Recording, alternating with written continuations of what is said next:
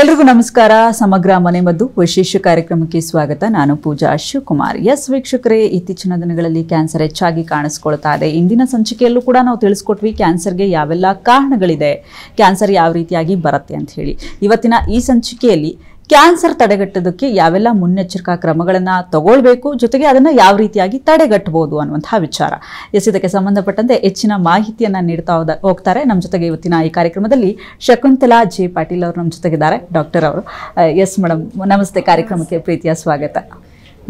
Okay, ಧನ್ಯವಾದಗಳು ಪೂಜಾ ಅವರೇ. Yes madam, ಇವತ್ತಿನ ವಿಚಾರ ಯಾವ ವಿಚಾರವಾಗಿ ತಿಳಿಸ್ಕೊಡ್ತಾ ಇದ್ದೀರಾ ಅಂತ ಹೇಳಿ ಇವತ್ತಿನ ಸಂಚಿಕೆಯಲ್ಲಿ? ಇವತ್ತಿನ ಸಂಚಿಕೆಯಲ್ಲಿ ಕ್ಯಾನ್ಸರ್ ಲಕ್ಷಣಗಳೇನು, ಮತ್ತು ಅದು ಆಯುರ್ವೇದದಲ್ಲಿ ಕ್ಯಾನ್ಸರ್ ಬರ್ದಂಗೆ ನಾವು ತಡೆಗಟ್ಟಬಹುದಾ, ಹಾಗಾದರೆ ಕ್ಯಾನ್ಸರ್ ಬರ್ದಂಗೆ ತಡೆಗಟ್ಟಕ್ಕೆ ಏನೇನು ಉಪಾಯಗಳಿದೆ, ಅದ್ರ ಬಗ್ಗೆ ನಾನು ತಿಳಿಸ್ಕೊಡಕ್ಕೆ ಇಷ್ಟಪಡ್ತೀನಿ ಮ್ಯಾಮ್. ಎಸ್ ಮೇಡಮ್, ಮೊಟ್ಟ ಮೊದಲನೇದಾಗಿ ಕಾಡುವಂತಹ ಪ್ರಶ್ನೆ ಏನಂತಂದರೆ, ಈ ಕ್ಯಾನ್ಸರ್ ಬರೋರಿಗೆ ಯಾವ ರೀತಿಯಾಗಿ ಸಿಂಪ್ಟಮ್ಸ್ ಇರುತ್ತೆ ಅಂತ ಹೇಳಿ ಪಾಪ ತುಂಬ ಜನಕ್ಕೆ ಗೊತ್ತಿರಲ್ಲ. ಏನೋ ಸುಮ್ಮನೆ ಕೂದಲು ಉದುರ್ತಾ ಇರುತ್ತೆ, ಏನೋ ಶಾಂಪು ಹಾಕಿದ್ದೀನಪ್ಪ ಅದಕ್ಕೆ ಕೂದಲು ಉದುರ್ತಾ ಇರುತ್ತೆ, ಅಥವಾ ಇನ್ನೇನೋ ಬೇರೆ ಬೇರೆ ಥರದ ಯಾವುದೇ ಥರದ ಸಿಂಪ್ಟಮ್ಸ್ಗಳು ಬಂದರೂ ಕೂಡ ಅದು ನಮಗೆ ಗೊತ್ತಾಗಿರಲ್ಲ. ಏನೋ ಬೇರೆ ವಿಚಾರಕ್ಕೆ ಕನೆಕ್ಟ್ ಮಾಡ್ಕೊಂಡ್ಬಿಡ್ತೀವಿ ಅದನ್ನು. ಸೊ ಸಿಂಪ್ಟಮ್ಸ್ ಆಫ್ ಕ್ಯಾನ್ಸರ್ ಬಗ್ಗೆ ಹೇಳೋದಾದರೆ ಇವತ್ತಿನ ಈ ಕಾರ್ಯಕ್ರಮದಲ್ಲಿ ಅಂದರೆ ಸುಮಾರು ಲಕ್ಷಣಗಳನ್ನ ನಾವು ಹೇಳ್ಬೋದು. ಕೆಲವೊಂದಿಷ್ಟು ಏನಾಗುತ್ತೆ ಅಂದರೆ ಜನಕ್ಕೆ ಗೊತ್ತೇ ಆಗಲ್ಲ ಕ್ಯಾನ್ಸರ್ ಇದೆ ಅಂತ. ಕೆಲವೊಂದು ಯಾಕಂದರೆ ಒಳಗಡೆ ದೇಹದಲ್ಲಿರುವಾಗ ಏನು ಲಕ್ಷಣ ಕಾಣಲ್ಲ, ಅದ್ರ ಸಲುವಾಗಿ ಇದು ಭಯಾನಕ. ಒಂದು ಆದ್ರೇನು ಸತತವಾಗಿ ತೂಕ ಇಳಿತಾ ಹೋಗುತ್ತೆ. ಕೆಲವೊಬ್ಬರಿಗೆ ಏನು ಟ್ರೀಟ್ಮೆಂಟ್ ತೊಗೊಂಡ್ರೂ ಕೂಡ ಅವ್ರಿಗೆ ವೇಟ್ ಗೇನ್ ಆಗೋದೇ ಇಲ್ಲ. ಹೇಳ್ತಾರೆ, ನಾನು ಇದನ್ನು ಹಾಲು ಕುಡಿತೀನಿ, ತುಪ್ಪ ತೊಗೊಳ್ತೀನಿ, ಅದು ತೊಗೊಳ್ತೀನಿ, ಇದು ಹಣ್ಣುಗಳು ತೊಗೊಳ್ತೀನಿ, ಏನು ತೊಗೊಂಡ್ರು ನಂದು ಯಾಕೋ ತೂಕ ಇಳಿತಾ ಇಲ್ಲ ಅಂತ. ಆಮೇಲೆ ನೀವು ಹೇಳ್ದಂಗೆ ಸುಮಾರು ಕೂದಲು ಉದುರ್ತಾ ಹೋಗುತ್ತೆ. ಮತ್ತು ಏನು ಅಂದರೆ ಈಗ ಜ್ಯೂಸ್ಗಳು ತೊಗೋತಾರೆ, ಲಿಕ್ವಿಡ್ಸ್ ಎಷ್ಟೊಂದು ತೊಗೊಳ್ತಾರೆ, ಎಷ್ಟೊಂದು ಚೇಂಜಸ್ ಮಾಡಿಕೊಂಡ್ರು ಕೂಡ ಸುಸ್ತು ಹೋಗಲ್ಲ. ಆ ಥರದ್ದು ಕೆಲವೊಬ್ಬರಲ್ಲಿ ಈಗ ಗಂಟ್ಲು, ಇದು ಒಂದು ಹಾರ್ಸ್ನೆಸ್ ಆಫ್ ವಾಯ್ಸ್ ಅಂತ ಹೇಳ್ತೀವಿ. ಅಂದರೆ ಮಾತಾಡುವಾಗ ಒಂದು ಥರದ್ದು ಈಗ ಇನ್ನು ಸಾಫ್ಟ್ ವಾಯ್ಸ್ ಬಿಟ್ಟು ಚೇಂಜ್ ಆಗ್ತಾ ಹೋಗುತ್ತೆ. ಅದನ್ನು ಕೂಡ ಕ್ಯಾನ್ಸರ್ದೊಂದು ಕಾರಣ. ಮತ್ತು ಈಗ ಬಾಯಿ ಕ್ಯಾನ್ಸರ್ ಇರುವಂಥವರಲ್ಲಿ ಒಂದು ಹುಣ್ಣು, ಈಗ ಕೆಲವೊಬ್ರು ಹೇಳ್ತಾರೆ, ಈಗ ಇಲ್ಲ ನನಗೆ ಬಾಯಲ್ಲಿ ಒಂದು ಹೀಟಿಗೆ ಗುಳ್ಳೆ ಆಗಿದೆ ಅಂತ. ಸುಮಾರು ಜನ ನಮ್ಮ ಹತ್ರ ಬರೋದು ಅದೇ ಥರ. ಸೊ ಹೀಟಿಗೆ ಗುಳ್ಳೆ ಆಗಿದೆ ಅಂತ. ಆ ಗುಳ್ಳೆ ಏನಾದ್ರು ಕೆಲವೊಂದಿಷ್ಟು ಅವರು ತಮಗೆ ಗೊತ್ತಿರುವಂಥ ಸುಮಾರು ಜನ ಬಿ ಕಾಂಪ್ಲೆಕ್ಸ್ ಮಾತ್ರ ತೊಗೊಳ್ತಾರೆ ಸಾಮಾನ್ಯವಾಗಿ, ಅಥವಾ ಮನೆ ಮದ್ದು ಏನಾದ್ರು ಮಾಡಿಕೊಂಡು ಅದು ಕಮ್ಮಿ ಆದರೆ ಅದು ತೊಂದರೆ ಇಲ್ಲ. ಅದೇ ಗುಳ್ಳೆ ಕಮ್ಮಿ ಆಗದೆ ಹಾಗೆ ಇತ್ತು ಅಂತಂದರೆ ಖಂಡಿತವಾಗ್ಲೂ ಅದು ಕ್ಯಾನ್ಸರ್ದು ಒಂದು ಕಾರಣ ಆಗಿರ್ಬೋದು, ಕ್ಯಾನ್ಸರ್ದು ಒಂದು ಲಕ್ಷಣ ಆಗಿರ್ಬೋದು ಅಂತ ಹೇಳೋಕ್ಕೆ ಇಷ್ಟಪಡ್ತೀನಿ. ಇದು ಒಂದಂತಲ್ಲ, ಈಗ ಗ್ಯಾಸ್ಟ್ರಿಕ್ ಅಂತ ಆಗಲೇ ನಾವು ಗ್ಯಾಸ್ಟ್ರಿಕ್ ಸಮಸ್ಯೆ ಅಂತ ಬರ್ತಾರೆ, ಸುಮಾರು ಟ್ರೀಟ್ಮೆಂಟ್ ತೊಗೊಳ್ತಾರೆ. ಗ್ಯಾಸ್ಟ್ರಿಕ್ ಬರುವಂಥ ಟ್ರೀಟ್ಮೆಂಟ್ಗೆ ಸುಮಾರು ತೊಗೊಳ್ತಾರೆ, ಆದರೂ ಕೂಡ ಯಾಕೋ ಗ್ಯಾಸ್ಟ್ರಿಕ್ ಕಡಿಮೆ ಆಗ್ತಾ ಇಲ್ಲ, ತೂಕ ಇಳಿತಾ ಇದೆ, ಸುಸ್ತು ಇದು ಆಗ್ತಾ ಇಲ್ಲ, ಬೆವರ್ತಾ ಇದ್ದೀನಿ, ನನಗೆ ಕೈಕಾಲೆಲ್ಲ ನಡುಗ್ತಾ ಇದೆ. ಆ ಥರ ಆದಾಗ ಕ್ಯಾನ್ಸರ್ ಅನ್ನೋ ಒಂದು ನಾವು ಚೆಕಪ್ ಮಾಡಿಸ್ಕೊಳ್ಬೇಕಾದ ಅನಿವಾರ್ಯತೆ ಕಂಡು ಬರುತ್ತೆ. ಇನ್ನು ಹೆಣ್ಮಕ್ಳಲ್ಲಿ ಹೇಳಬೇಕಾದ್ರೆ ಈಗ ಮುಟ್ಟಿನ ಸಮಸ್ಯೆ ಅಂದರೆ ಈಗ ಎಲ್ಲ ಥರದ್ದು, ಈಗ ಎಷ್ಟೊಂದು ಮುಂಚೆ ಥರದ್ದು ನಾವು ಈಗ ಸುಮ್ಮನೆ ಲಕ್ಷಣ ನೋಡಿ ಹೇಳಬೇಕಾಗಿಲ್ಲ. ಸುಮಾರು ಟೆಸ್ಟ್ಗಳೆಲ್ಲ ಬಂದಿದೆ, ಲ್ಯಾಬ್ ಇನ್ವೆಸ್ಟಿಗೇಷನ್ಸು ಮತ್ತು ಎಲ್ಲ ಸ್ಕ್ಯಾನಿಂಗು, ಮೆಮೊಗ್ರಫಿ ಅಂತ ಈ ಥರದ್ದೆಲ್ಲ ಬಂದಿದೆ. ಬ್ಲೀಡಿಂಗ್ ನಿಲ್ಲದೆ ಇರುವಾಗ ತಜ್ಞ ವೈದ್ಯರ ಹತ್ರ ಸಂಪರ್ಕಿಸಿ ಅವ್ರ ಕಡೆಯಿಂದ ನೀವು ಈ ಥರದ ಟೆಸ್ಟ್ಗಳನ್ನೆಲ್ಲ ಮಾಡಿಕೊಂಡ್ರೆ ಕ್ಯಾನ್ಸರ್ ಇದೆಯಲ್ಲ ಅಂತ ಗೊತ್ತಾಗುತ್ತೆ. ಅತಿಯಾದ ಮುಟ್ಟು, ಅತಿಯಾದ ರಕ್ತಸ್ರಾವ, ಗೆಡ್ಡೆ ಬ್ಲೀಡಿಂಗು, ಒಂದೊಂದು ತಿಂಗಳು 2-2 ತಿಂಗಳು ಸುಸ್ತಾಗಿ ಬರ್ತಾರೆ, 6 ಗ್ರಾಮು 5 ಗ್ರಾಮ್ ಬ್ಲೀಡಿಂಗ್ ಇಟ್ಕೊಂಡು. ಅವ್ರು ಏನು ಮಾಡ್ತಾರೆ, ಮುಟ್ಟೋಗೋಕ್ಕಾಗತ್ತೆ ಬಿಡು ಅನ್ನೋ ಒಂದು ನೆಗ್ಲೆಕ್ಟ್ ಮಾಡ್ತಾರೆ. ಅದು ಕೂಡ ಒಂದು ಕ್ಯಾನ್ಸರ್ ಸಿಂಪ್ಟಮ್ ಆಗಿರ್ಬೋದು. ಆದರೆ ಜನ ಎಚ್ಚೆತ್ಕೋತಾ ಇದ್ದಾರೆ. ಆದರೆ ತುಂಬ ರೂರಲ್ ಇರುವಂಥ ಏರಿಯಾದಲ್ಲಿರುವಂಥವ್ರು ಇನ್ನೂ ಅದ್ರ ಬಗ್ಗೆ ಅಷ್ಟೊಂದು ತಿಳುವಳಿಕೆ ಇಲ್ಲ. ವೀಕ್ಷಕರೇ, ದಯವಿಟ್ಟು ಆ ಥರ ನಿಮಗೆ ಏನಾದ್ರು ಲಕ್ಷಣ ಕಂಡು ಬಂತು, ಮುಟ್ಟು ನಿಲ್ತಾ ಇಲ್ಲ, ನಿಮಗೆ ಹೆವಿ ಬ್ಲೀಡಿಂಗ್ ಆಗ್ತಾ ಇಲ್ಲ, ಈಗ ಹೌದು ನಮ್ಮ ಅಜ್ಜಿಗೂ ಹಾಗೆ ಆಗಿತ್ತು, ನಮ್ಮ ಅಮ್ಮಂಗೂ ಹಾಗೆ ಆಗಿತ್ತು ಅನ್ನೋ ಬದಲು ದಯವಿಟ್ಟು ತಾವು ತಜ್ಞ ವೈದ್ಯರ ಹತ್ರ ಸಂಪರ್ಕಿಸಿದರೆ ನಿಮಗೆ ಅದರದ್ದು ಒಂದು ಏನು ಮಾಡಬೇಕು, ಮುಂದೆ ಯಾವ ಥರದ್ದು ಟೆಸ್ಟ್ ಮಾಡಿ ಅದು ಹೌದಾ ಅಲ್ಲ ಬೇರೆ ಥರದ್ದು ಇದ್ದರೆ ಅದಕ್ಕೆ ಟ್ರೀಟ್ಮೆಂಟ್ ತೊಗೊಳ್ಬೇಕಾಗಿ ವಿನಂತಿಸ್ಕೊಳ್ತಾ ಇದ್ದೀನಿ. ಯಾಕಂದರೆ ತುಂಬ ಜನ ಬರೀ ಹೀಟ್ಗಂತಾನೆ ನಮ್ಮ ಹತ್ರ 3 ತಿಂಗಳಾದಮೇಲೆ ಬರ್ತಾರೆ. ಆಮೇಲೆ ಕೆಲವೊಂದು ಗೆಡ್ಡೆಗಳು ಅಂದರೆ ಈಗ ಎದೆಯಲ್ಲಿ ಬೆಳವಣಿಗೆ ಆಗುವಂಥ ಗೆಡ್ಡೆಗಳು, ಅದು ಕೂಡ ಕ್ಯಾನ್ಸರ್ದು ಒಂದು ಲಕ್ಷಣ ಆಗಿರ್ಬೋದು. ಎದೆಯಲ್ಲಿ ಅಂದರೆ ಎದೆ ಅಂದರೆ ಈಗ ಸ್ತನದಲ್ಲಿ, ಸ್ತನ ಕ್ಯಾನ್ಸರ್ದಲ್ಲಿ ಸ್ತನಗಳಲ್ಲಿ ನಾವು ಒಂದು ಸ್ತನ ಪರೀಕ್ಷೆನ ನಾವು ಪ್ರತಿ ತಿಂಗಳು ಮುಟ್ಟಿನ ಟೈಮ್ ಅಂದರೆ ಮುಟ್ಟು ಬರೋಕ್ಕೆ 1 ವಾರಕ್ಕೆ ಮುಂಚೆ ಬಿಟ್ಟು ನೆಕ್ಸ್ಟ್ ಟೈಮಲ್ಲಿ ಕಂಪಲ್ಸರಿ ಎಲ್ಲರೂ ಒಂದು ಸ್ತನ ಪರೀಕ್ಷೆ ನಾವು ಸೆಲ್ಫ್ ಎಕ್ಸಾಮಿನೇಷನ್ ಮಾಡ್ಕೊಳ್ಳೇಬೇಕು. ಅದನ್ನು ಎಲ್ಲರೂ ಒಂದು ಆ ಥರದ ಗಂಟುಗಳು ಕಂಡು ಬಂದರೆ ತಕ್ಷಣಕ್ಕೆ ಅದು ಎಲ್ಲ ಗಂಟುಗಳು ಕ್ಯಾನ್ಸರ್ ಆಗಲಿಕ್ಕಿಲ್ಲ, ಬಟ್ ಆಗಿರ್ಬೋದು. ಎಲ್ಲೋ ಒಂದು ಗಂಟುಗಳು ಕೂಡ, ಯಾಕಂದರೆ ಮ್ಯಾಕ್ಸಿಮಮ್ ಈಗ ಮನೆಗಳಲ್ಲಿನೂ ಕೂಡ ಈಗ ನಾವು ಒಂದು ಚಿಕ್ಕ ಹಳ್ಳಿಯಲ್ಲಿ ಯಾವತ್ತೂ ಕ್ಯಾನ್ಸರ್ ಇದೆ ಅಂತ ನಮಗೆ ಅನಿಸಿರಲಿಲ್ಲ. ಈಗ ಅಂಥದ್ರಲ್ಲಿ ನಾವು ಒಬ್ಬರು ಇಬ್ಬರು ನಮ್ಗೆ ಸಿಗ್ತಾ ಇದ್ದಾರೆ. ಈಗ ಒಂದು 50 ಮನೆ 100 ಮನೆ ಇರುವಂಥವರಲ್ಲಿ ಒಬ್ಬರು ಕ್ಯಾನ್ಸರು ಇರುವಂಥವರು ಸಿಗ್ತಾ ಇದ್ದಾರೆ ಅಂದರೆ ನೀವು ವಿಚಾರ ಮಾಡಿ ಎಷ್ಟೊಂದು ಇದು ಕ್ಯಾನ್ಸರ್ ಹಳ್ಳಿಗೂ ಹೋಗಿ ಸೇರಿಕೊಂಡಿದೆ. ಅವೇರ್ನೆಸ್ ಇದಕ್ಕೆ ಕಂಪಲ್ಸರಿ ಬೇಕು, ಅದ್ರ ಬಗ್ಗೆ ತಿಳುವಳಿಕೆ ಬೇಕು. ಅದಕ್ಕೆ ತಜ್ಞ ವೈದ್ಯರು ನಿಮ್ಮ ಗೊತ್ತಿರುವಂಥ ಡಾಕ್ಟರ್ ಹತ್ರ ಹೋಗಿ ನೀವು ಮಾತಾಡಿದಾಗ ಈ ಥರದ್ದು ನನಗೊಂದು ಎಕ್ಸಾಮಿನೇಷನ್ ಮಾಡ್ಕೋಬೇಕು, ಪ್ರತಿ ತಿಂಗಳು ನಾನು ಯಾವ ಥರ ಮಾಡಿಕೊಂಡ್ರೆ ನನಗೆ ಕ್ಯಾನ್ಸರ್ ಇದೆಯಲ್ಲೋ ಅಂತ ಗೊತ್ತಾಗುತ್ತೆ ಅಂತ ಹೇಳುವಾಗ ಅವರು ಒಂದು ತಿಳಿಸ್ಕೊಡ್ತಾರೆ. ಯಾವ ಥರ ಹೆಣ್ಮಕ್ಳು ನಾವು ಲೇಡಿ ಡಾಕ್ಟರ್ ಹತ್ರ ಹೋದಾಗ ಅವ್ರು ತಿಳಿಸ್ಕೊಡ್ತಾರೆ. ನನ್ನ ಹತ್ರ ಬಂದು ಎಷ್ಟೊಂದು ಜನ ನಾವು ಕ್ಯಾಂಪ್ಸ್ ಎಲ್ಲ ಮಾಡ್ತೀವಿ ನಮ್ಮ ಟೀಮಿಂದ. ಸೊ ಆವಾಗ ನಾನು ತಿಳಿಸ್ಕೊಡ್ತೀವಿ, ಈ ಥರ ನೀವು ನಿಮ್ಮ ಮನೆಯಲ್ಲೇ ಮಾಡ್ಕೊಳ್ಳಿ ಪ್ರತಿ ತಿಂಗಳು ಅಂತ. ಅಂಥದ್ರೂ ಕೂಡ ನಾವು ಕ್ಯಾನ್ಸರ್ನ ಗೆಡ್ಡೆಗಳು ಲಕ್ಷಣ ಬಗ್ಗೆ ಹೇಳಿದ್ರೆ ಹಂಗೆ ತಡೆಗಟ್ಟೋದನ್ನು ನಾವು ಈ ಮೂಲಕವಾಗಿ ಮಾಡ್ಬೋದು. ಓಕೆ, ಅಂದರೆ ಇದಿಷ್ಟೇನಾ ಮೇಡಮ್ ಸಿಂಪ್ಟಮ್ಸ್? ಒಂದು ಕೂದಲು ಉದುರೋದು, ಆಮೇಲೆ ನೀವು ಗಡ್ಡೆಗಳು ಕಾಣಿಸ್ಕೊಂಡ್ರೆ, ತೂಕ ಇಳಿಕೆ ಸತತ, ಅಂದ್ರೆ ನೀವು ಏನು ಇದನ್ನ ಮಾಡಿದ್ರು ಕೂಡ ಆಮೇಲೆ ಸುಸ್ತಾಗೋದು, ತುಂಬಾ ಸುಸ್ತಾಗೋದು, ಕೈಕಾಲೆಲ್ಲ ಸಣ್ಣ ಆಗೋದು, ಆಮೇಲೆ ಒಂದು ಜೀರ್ಣ ಆಗದೆ ಇರೋದು ನಮಗೆ ಈ ಥರದ್ದು. ಅಂದರೆ ಈಗ ನಮಗೆ ಲಂಗ್ ಕ್ಯಾನ್ಸರ್ ಅಂದಾಗ ಉಸಿರಾಟದ ಸಮಸ್ಯೆ ಕಾಣಿಸ್ಬೋದು. ಆವಾಗ ನಮಗೇನೋ ಬಿಡು ಸುಮ್ಮನೆ ಒಂದು ಅಲರ್ಜಿ ಆಗಿದೆ, ಈ ಥರ ಸುಮಾರು ಜನ ಹಾಗೆ ಮಾಡ್ತಾರೆ. ಅಂದರೆ ಆಯಾ ಅವಯವದ ಸಂಬಂಧಪಟ್ಟಂಗೆ ಲಕ್ಷಣಗಳು ಕಂಡುಬರುತ್ತೆ. ಈಗ ಏನಾದ್ರು ಪ್ರೋಸ್ಟೇಟ್ ಕ್ಯಾನ್ಸರ್ ಇದ್ದಾಗ ಪದೇ ಮೂತ್ರಕ್ಕೆ ಹೋಗ್ತಾ ಇರ್ತಾರೆ. ಅದು ಜಸ್ಟ್ ಒಂದು ಪ್ರೋಸ್ಟೇಟು ದಪ್ಪ ಆಗಿದೆ ಅನ್ನೋದ್ರ ಬದಲು ಕ್ಯಾನ್ಸರ್ ಇದೆಯಾ ಅಂತ ಅದಕ್ಕೆ ಸಂಬಂಧಪಟ್ಟದ್ದು ಒಂದು ಟೆಸ್ಟ್ ಮಾಡಿಸ್ಕೊಳ್ಳುವಾಗ ಗೊತ್ತಾಗುತ್ತೆ. ಈಗ ಹಾಗಾಗಿ ಅದು ಅವಯವಕ್ಕೆ ಸಂಬಂಧಪಟ್ಟಂಗೆ ಬೇರೆ ಲಕ್ಷಣಗಳು ಕಂಡುಬರುತ್ತೆ. ಬೇರೆ ಲಕ್ಷಣಗಳು ಕಂಡುಬರುತ್ತೆ. ಈಗ ಬ್ರೆಸ್ಟ್ ಕ್ಯಾನ್ಸರ್ ಅಂತ ಹೇಳಿದ್ರಲ್ಲ, ಅದಕ್ಕೆ ಲಕ್ಷಣ ಏನಾದರೂ ಇದೆ ನಮ್ಮ? ಅಂದರೆ ಬ್ರೆಸ್ಟ್ ಕ್ಯಾನ್ಸರಲ್ಲಿ ನಮಗೆ ಸಾಮಾನ್ಯವಾಗಿ ಲಕ್ಷಣ ಅಂದರೆ ಆ್ಯಕ್ಚುಲಿ ಕ್ಯಾನ್ಸರ್ ಗಡ್ಡೆಗಳು ನೋವು ಕೊಡಲ್ಲ, ಶುರುವಾತಿಗೆ ಗೊತ್ತೇ ಆಗಲ್ಲ. ಅದೇ ಒಂದು ದೊಡ್ಡ ಮಿಸ್ಟೇಕ್. ಈಗ ಏನು ಮಾಡಿಬಿಡ್ತಾರೆ, ಏನೋ ಒಂದು ಹೀಟ್ಗಾಗಿ ಎಲ್ಲ, ನನಗೆ ವೀಕ್ಷಕರೇ ದಯವಿಟ್ಟು ತಪ್ಪು ತಿಳ್ಕೊಬೇಡಿ, ತಮ್ಮಲ್ಲಿ ಒಂದು ವಿನಂತಿ, ಎಲ್ಲದಕ್ಕೂ ಹೀಟ್ಗೆ ಹೋಗಿ ಸೇರಿಸ್ತೀರಿ, ಗ್ಯಾಸ್ಟ್ರಿಕ್ಕಿಗೆ ಹೋಗಿ ಸೇರಿಸ್ತೀರಿ. ಖಂಡಿತ ಒಂದು ಕಾರ್ನರಿಂದ ಅದು ಕರೆಕ್ಟು, ಅದು ಹೀಟ್ಗೆ ಗ್ಯಾಸ್ಟ್ರಿಕ್ಕಿಗೆ ಆಗಿರ್ಬೋದು, ಇಲ್ಲ ಅಂತ ನಾನು ಹೇಳಲ್ಲ.